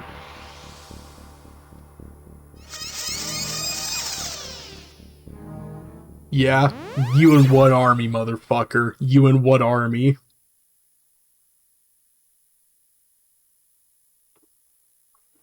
Yeah, I like his design. Corpse Call. Ooh. Ooh. You know, realistically, I feel like I should just focus on just attacking the Necromancer, and then, Leos can just, like, fucking blow him up. Yeah, Leos can just get, like, everybody. Because I can't imagine that thing having, like, a ton of health.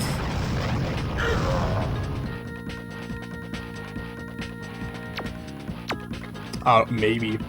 Maybe it does.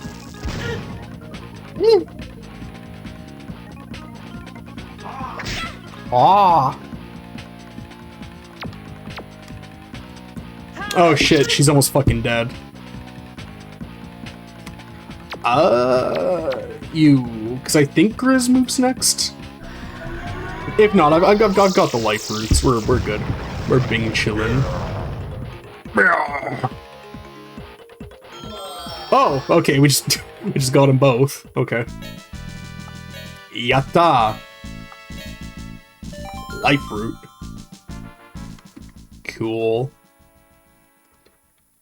Cool beans. You did a great job, Pike. Thanks for pulling my posterior out of the fire.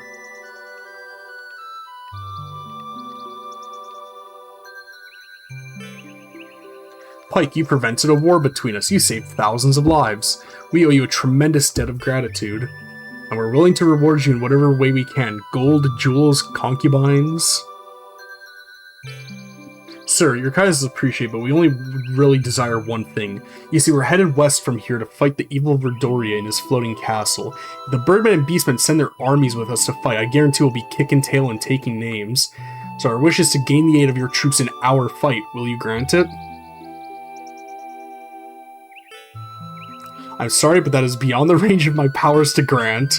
You know that we need our armies here to maintain the peace. You're a military man, you should understand how this works. But I was thinking, well, hoping actually that, oh, I'm no good at this. If Decimus was here, he'd know what to say. I'm sorry, I don't know what else to say except that this meeting is adjourned. I could have gotten my fucking concubines if it wasn't for this red-haired dickhead trying to fucking butt in, god damn it. Lunch, anyone? I'm starving.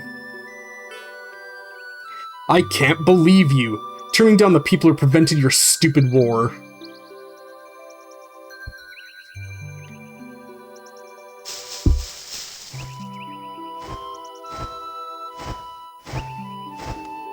Handsome Birdman. You're so pink.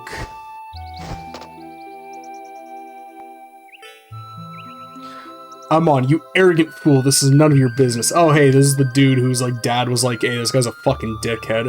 You're a soldier, not a diplomat. That's right, I'm just a soldier. A soldier who knows that you're still too paranoid about each other to send your forces away. Even with the fate of the world at stake, you can't see the bigger picture. Amon, you're hereby stripped of your military rank, and if I have my way, you'll be thrown into prisons for insubordination. Maybe a cold dark cell is the way to deflate your mighty ego. Save your threats. I'm leaving the village and going with these people. I'm tired of your petty, self-centered politics. Hello, my name is Amon Walker. Is Amon Walker.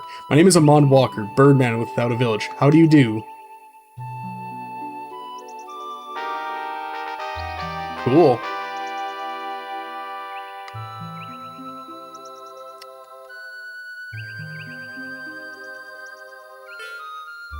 I'm going into Tamari to hire a ship. Stay close behind me, okay?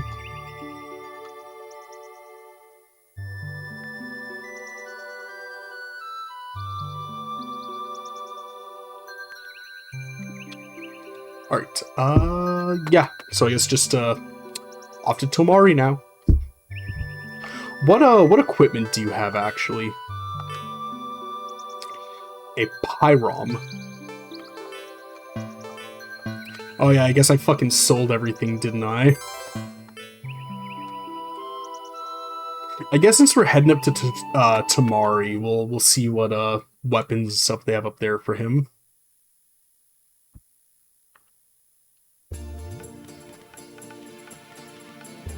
I love how they all have to fucking like filter through onto the bridge. What do you look like in battle? I want to see your sprite.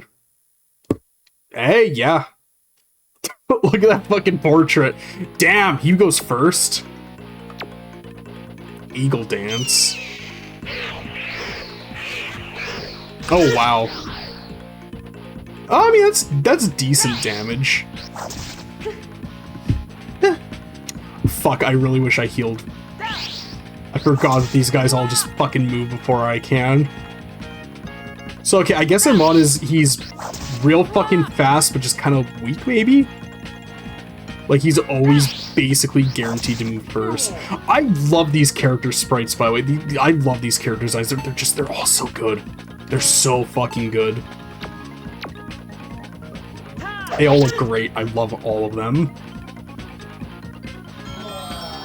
Whoa. You'll just blow them the fuck up and we'll just heal outside of battle. Rations kit, I guess. Oh. I now realize what they sound like. They sound like that audio of the guy going, wow. That might be from Roblox, maybe? I'm not entirely sure, actually. It's from the same as the, hi, bye, yeah, wow. Like that. Do you know what I'm fucking talking about? Fuck, I hope everybody knows what I'm talking about. I fucking sound insane. Well, yes, I use a mint to heal 1 health. Who gives a fuck? Who gives a shit?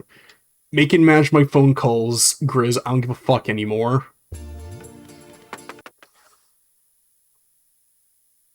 Let's see what's on offer here. Yeah. Here we go. Alright, Mr. Birdman. Hey buddy, drinking Dunes Fox. Hope you have fun tonight. I've been having a great time, and yeah, I played the new Star Fox yesterday, just like on my own time, and it's good. It's really good. I really like it a lot. I think the new cutscenes are great. I was mentioning it earlier, but the cutscene before Titania, when General Pepper is like, oh, Fox, I'm sorry that you lost your ally, Slippy. You know, it's very hard to, you know, lose a teammate in war. My condolences. And Fox immediately is just like, with all due respect, General, take your condolences and chew it. Like, I think it's a fucking great scene. I really like the characterization. And, like, on Titania, Falco is like genuinely concerned and worried about Slippy the entire time, and then once you get Slippy back, he goes back to acting like really nonchalant and like, yeah, whatever, I knew we'd get him back. It's like, it's such good fucking character writing. There's this tweet that I saw that was like, the new Star Fox game is like if a group of competent fan writers got hold of like a Sony Studios project game and rewrote it in like a good, competent way. And it's like, yeah, that's like a really fucking good way of putting it. I definitely have some issues with some of the changed lines, like the one that I really don't like that they changed is when you fly into Corneria and Falco in the original, he's like, this is awful. And like, he sounds genuinely like heartbroken and concerned. But then in the new one, he's like, man, Andros really trashed the place. Like, I don't know, it just feels completely different, you know? Like, it's just such a different like line and delivery. But like, aside from little things like that, I think overall it is like phenomenal. It's very, very good. Prepare to ship for you at the harbor. Are you going to the West Continent? Yes. Alright, cool. Yeah, I like Star Fox a lot. It's great. It's very, very, very, very good. I think the remake team did a really, really great job on it. One thing I forgot to mention earlier that I really, really like about it, that I'm really torn on it. I don't want to say it's better, but I think it's a good take on it, is the new, like, the rearranged, like, reorchestrated soundtrack. The remake soundtrack is really, really, really good. They did a really good job keeping the original energy and the, like, feelings of the original soundtrack, but just adding more to it without making it too overbearing and too, like, different from what it originally was. I think they did a very good job updating the soundtrack, but still keeping the original, like, energy and intent with it. I also don't really like some of the new characterizations, like, because I don't like what they did with Leon, because, like, you know, he's supposed to be, like, Falco's foil, where, like, Falco is, like, a smug prick, whereas Leon is, like, a dignified prick. When you first encounter Leon, and he's like, Andros has ordered us to take you out. Like, just the cadence in his voice, you get the immediate vibe that he's like, okay, this dude's a fucking asshole, but he's like, he's got like the bark to back up the bite. He's a dignified fucking dickhead. Whereas in the new one, he's like, I'm gonna rip you apart. Little Froggy grew a backbone. I'm gonna enjoy clipping your wings, Falco. Like, he's just kind of like a snivelly, like, fucking, like, psycho. And I don't know how I feel about that.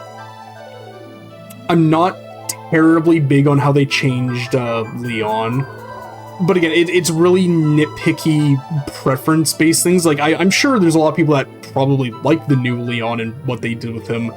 I'm neutral on Pigma.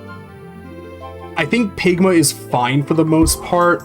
I don't know, I'm still not sure if they fucking changed the, your daddy screamed real good before he died line, because I didn't hear it when I was doing the fight with them on Venom 2. Unless that's, I think in the original game it was Fortuna, but then they changed it to Finicia, or Fincina in the remake. The first encounter of Starwolf, I didn't do that fight because I did just like the hard route, like just immediately right out of the gate. So I don't know if they changed or removed that line. The biggest loss though, the most unfortunate thing, is what they did to Bill. I still like Bill. I think he's still great and very good, but man, it's such a fucking shit. This is a really nice like shot. It's like, let me get everybody looking in the distance.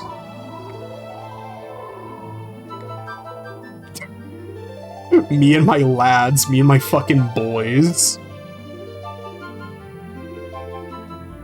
Yeah, that's good. I like that. That's a good fucking shot right there. Can I get... Yeah, look at that. That's great. That's a real fucking nice cinematic shot. Sick. Well, damn. Well, now I have two different thumbnail ideas. I don't know which one to do now. Damn. Okay, but anyways, oh shit. That's really good sprite art. That looks really fucking good. A gutted dragon. Gross. From the looks of it, it hasn't been dead long. What killed it? And why here? Wait, do you hear something? It's coming from up there.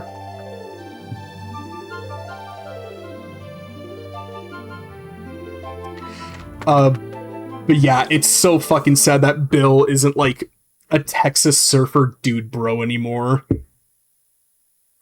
It's probably for the best that they changed him, like, just for the tone of the game that they're going for now, because Star Fox Remake is definitely a much more serious game than 64. Not to say that 64 isn't serious at all, but, I don't know, there's definitely, it definitely has that kind of Nintendo 90s, like, charm to it, you get what I mean?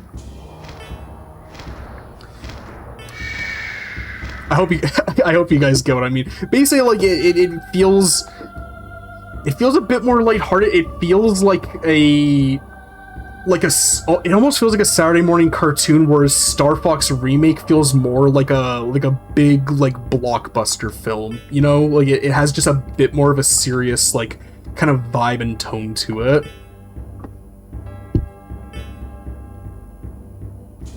Let's see, what's the guy doing?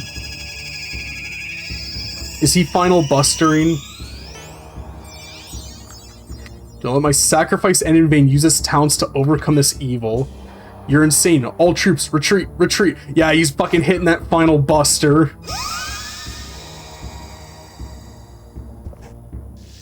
Oh.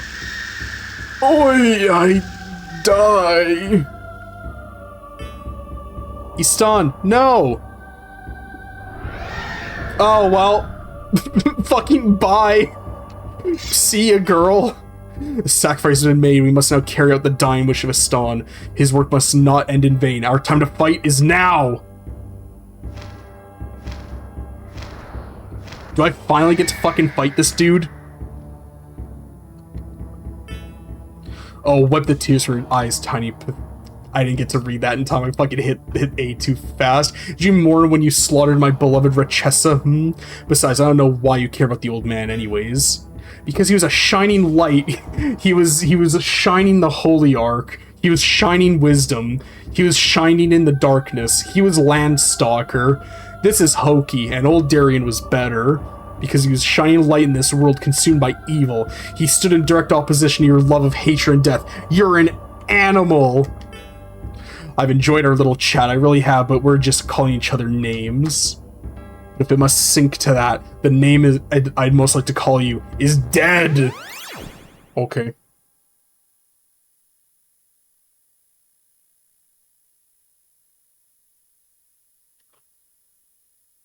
I was really expecting it to be on the fucking...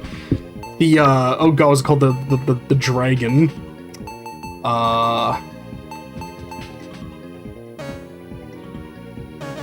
Wait, really? Can't use that? Okay.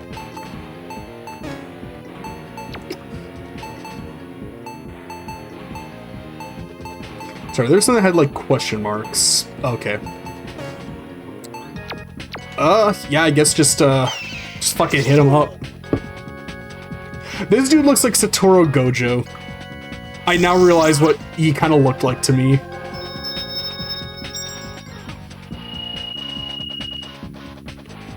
Oh, do not tell me that's fucking, like, an evasion up. Please do not tell me that's what that fucking is.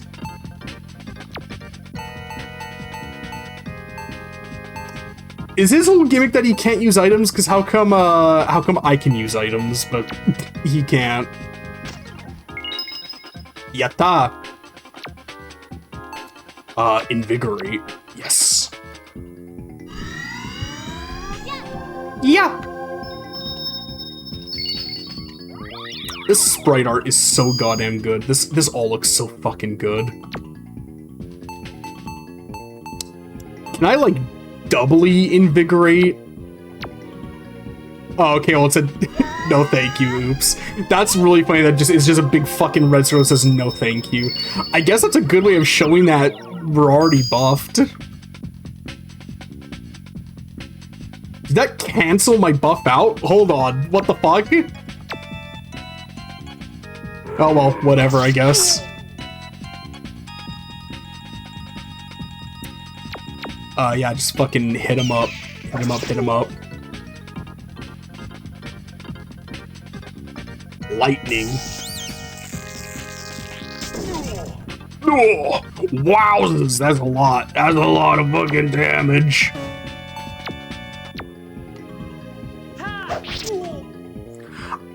I wish I could... It had a thing where it would show, like, who... Or, like, what, trying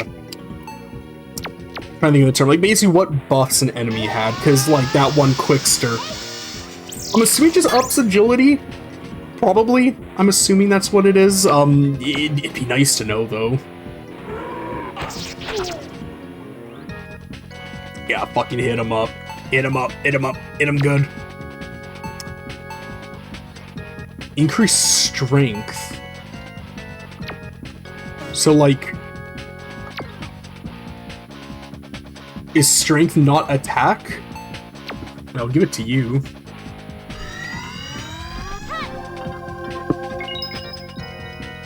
What does this do? Okay, I mean, he's giving the thumbs up. I guess that's good. Oh, well, we may never know what it actually does.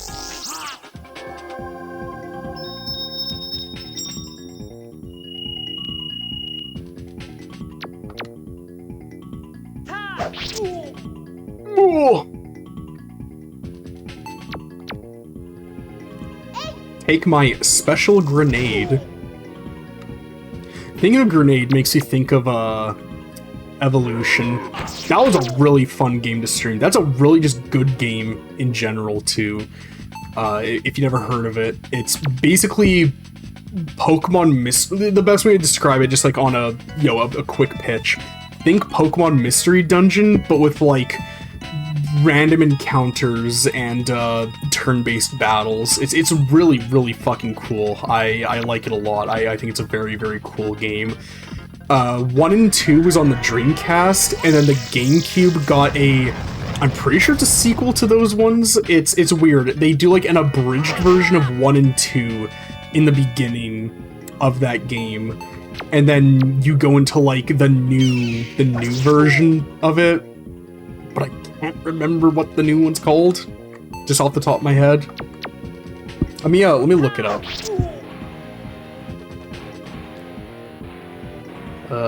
Evolution GameCube. Evolution Worlds is what it was called. I've not played Evolution Worlds or the second one, but I liked Evolution, like, a lot. I want to track down the second game, like, really badly. Oh, you know what? It's only for one person, though. I'll just, Actually, no. Grizz can heal everybody. Put a barrier on you.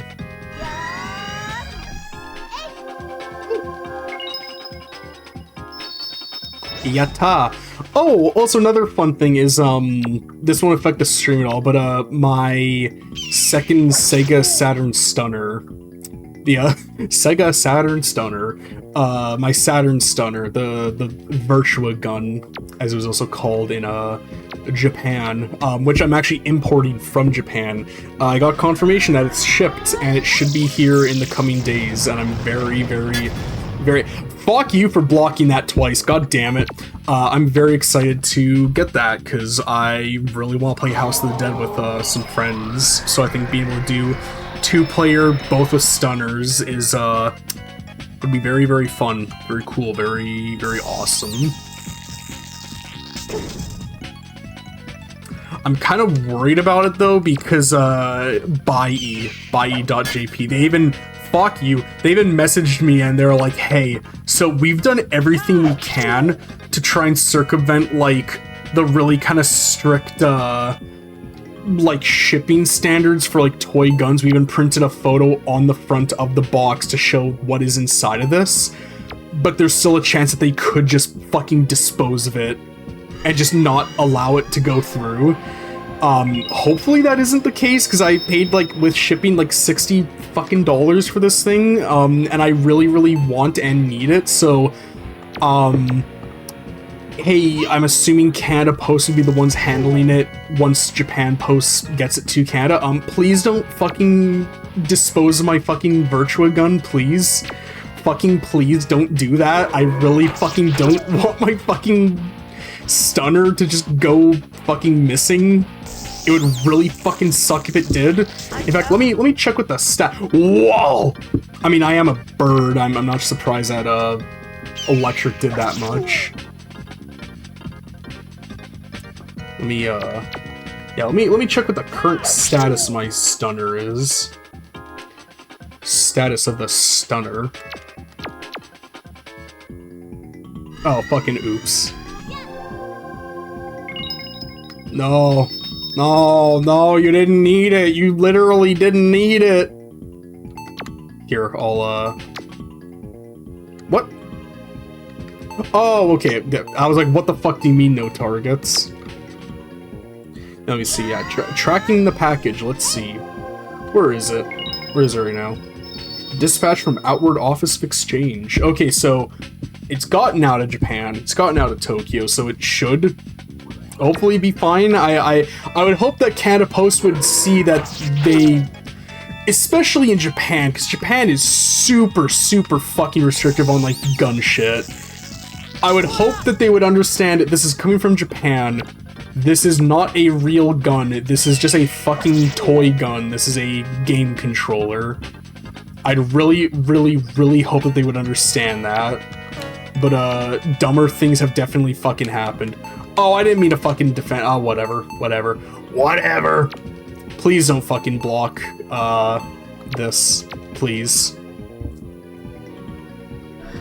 If he blocks this again, I'm just not even gonna fucking bother using it anymore. Fuck you. You fucking dickhead. Go fuck yourself. Taste my fucking grenade. Yeah, fucking fuck you, idiot. Take my grenade, Nimrod. Yatta! Amos's little victory dance is really cute. Yatta. Yeah, fuck you, dickhead. You may beat me, but you will never conquer Midoriya. His strength is 100 times my own. You've merely delayed your day of reckoning. Yeah, fucking die. Die, a horrible death, you fucking idiot. The ledge, it's collapsing! My spirits will haunt you. My soul shall remain in Midoriya's service.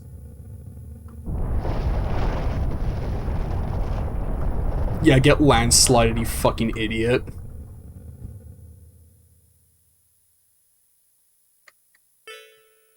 Belnard fought surprisingly poor, but what of this Midoriya? If Midoriya is truly that strong. Though he fought poorly, I was challenged by Belnard's assault. I cannot imagine a strength 100 times his. Hype! All hype! Come on, do you really think Midoriya's 100 times as strong? You're wimps, I thought you were warriors! What a letdown! She's got a reel for that. Ika speaks in anger, but her words ring true. Even if Midoriya does prove to be a formidable foe, there's no way we can turn back now. Now that Istan has passed from our world, the fate of this land rests squarely with us. I will not deny his last request. His sacrifice shall not be in vain.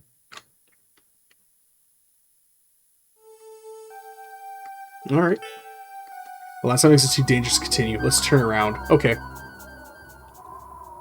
Ew, yucky. Yucky. I can go up here? I can't.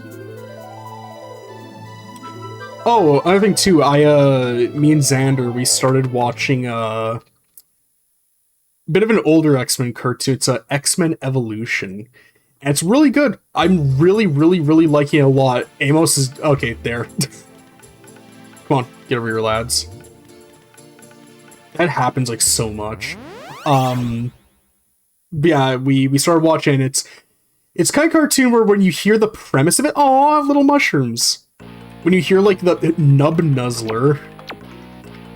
when you hear the premise of it, it's kind of like one of those things where it's like, oh brother, like, you know, just kind of an eye roller. Fuck. But it's actually really good. It's really, really, really enjoyable.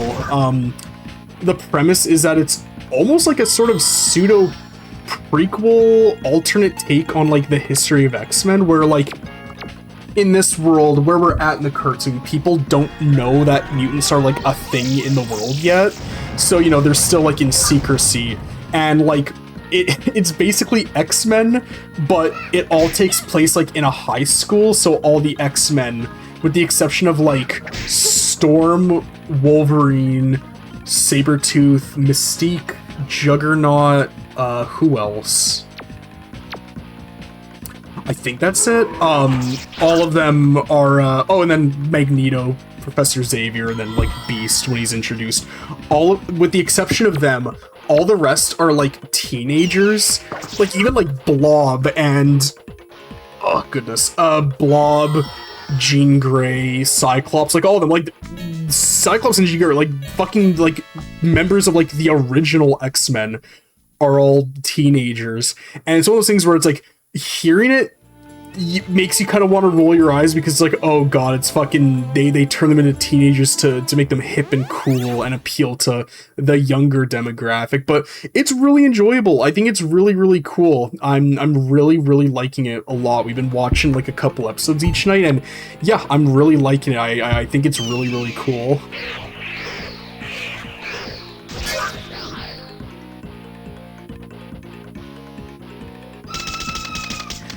That's a really fucking funny fucking attack. This game has such good personality, man.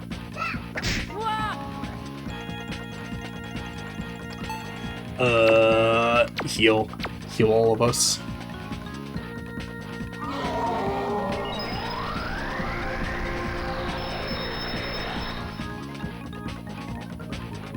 Alright, cool. Alright, don't heal now. You. What are their names? Susie Death?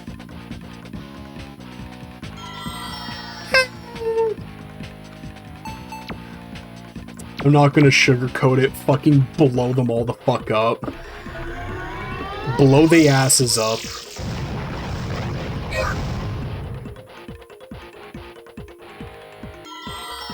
Really? She's not fucking dead? Well, now she will be. Taste my iconic grenade blast. Fuck you. Taste my iconic eagle dagger blast.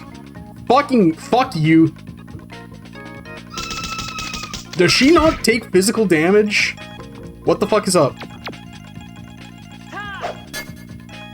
Do I have to hit her with magic? Hold on, let me... Yeah, okay, I think she just blocks everything that isn't magic. I mean, that, you know, checks out, I guess. That you know, I get it, I guess. Yeah, fucking die. Die.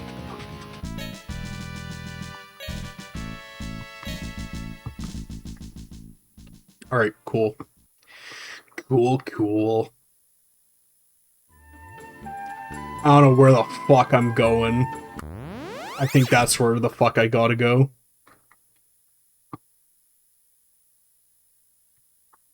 Ew. Fucking wormies. Fucking worms. It's fucking worm.com. Worm Odyssey. Yeah.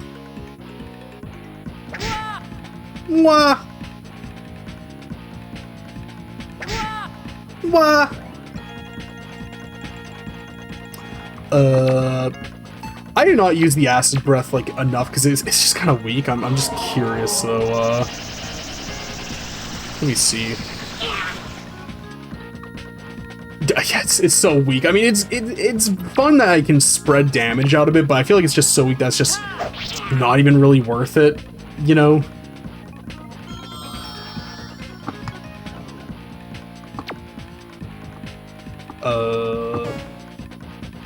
No. Explosion. Fucking blow them the fuck up. Sorry, I was just like blanking for a sec.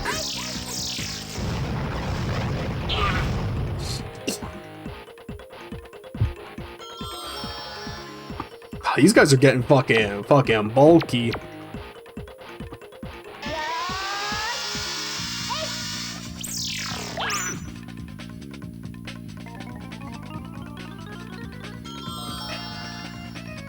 Does that thing even make a noise?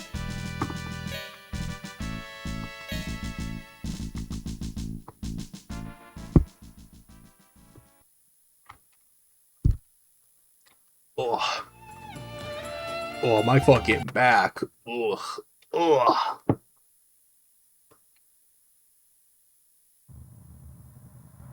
Oh, hey, it's, what's your name? Decimus? Yeah. Been waiting for you, Pike. Follow me. Like a shadow.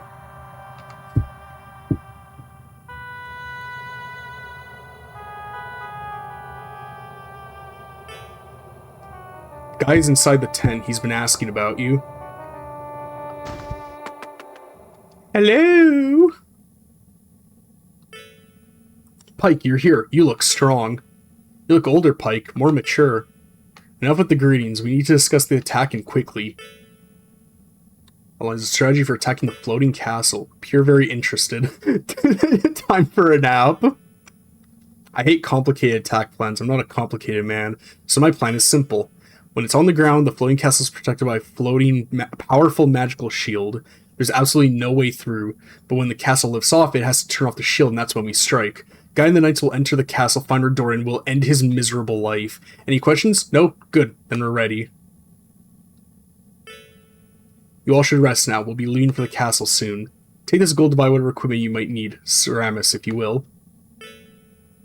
The tidy sum of 700 gold. Oh boy. Alright, let's go get this. Oh, okay, they've got signs on them. Okay. The, like, baked-in shadows look really good. Whoa. Humana, humana, humana. Hello, nurse. Wowzers. My god.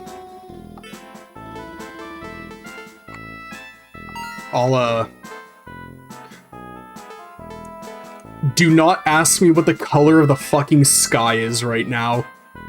God damn. God fucking damn. I'll take some of those. Sorry, I feel like I should, like, leave. I'm getting too distracted. Ma'am, my eyes are up here. Ah, here we go.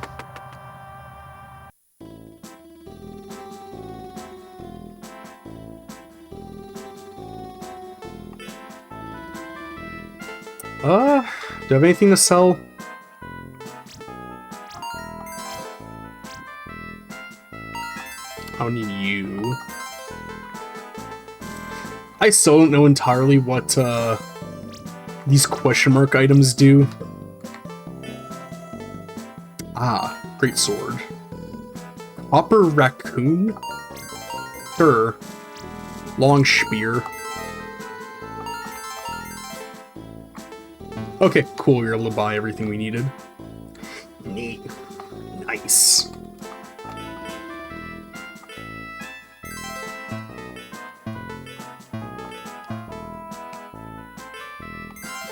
Ahaha, see, look, I'm using the triggers. I'm, like, actually moving it up and down. Half coat. Half coat.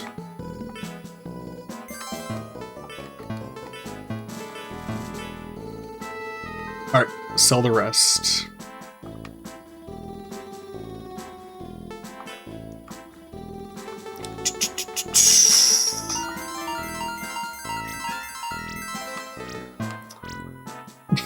little flexing.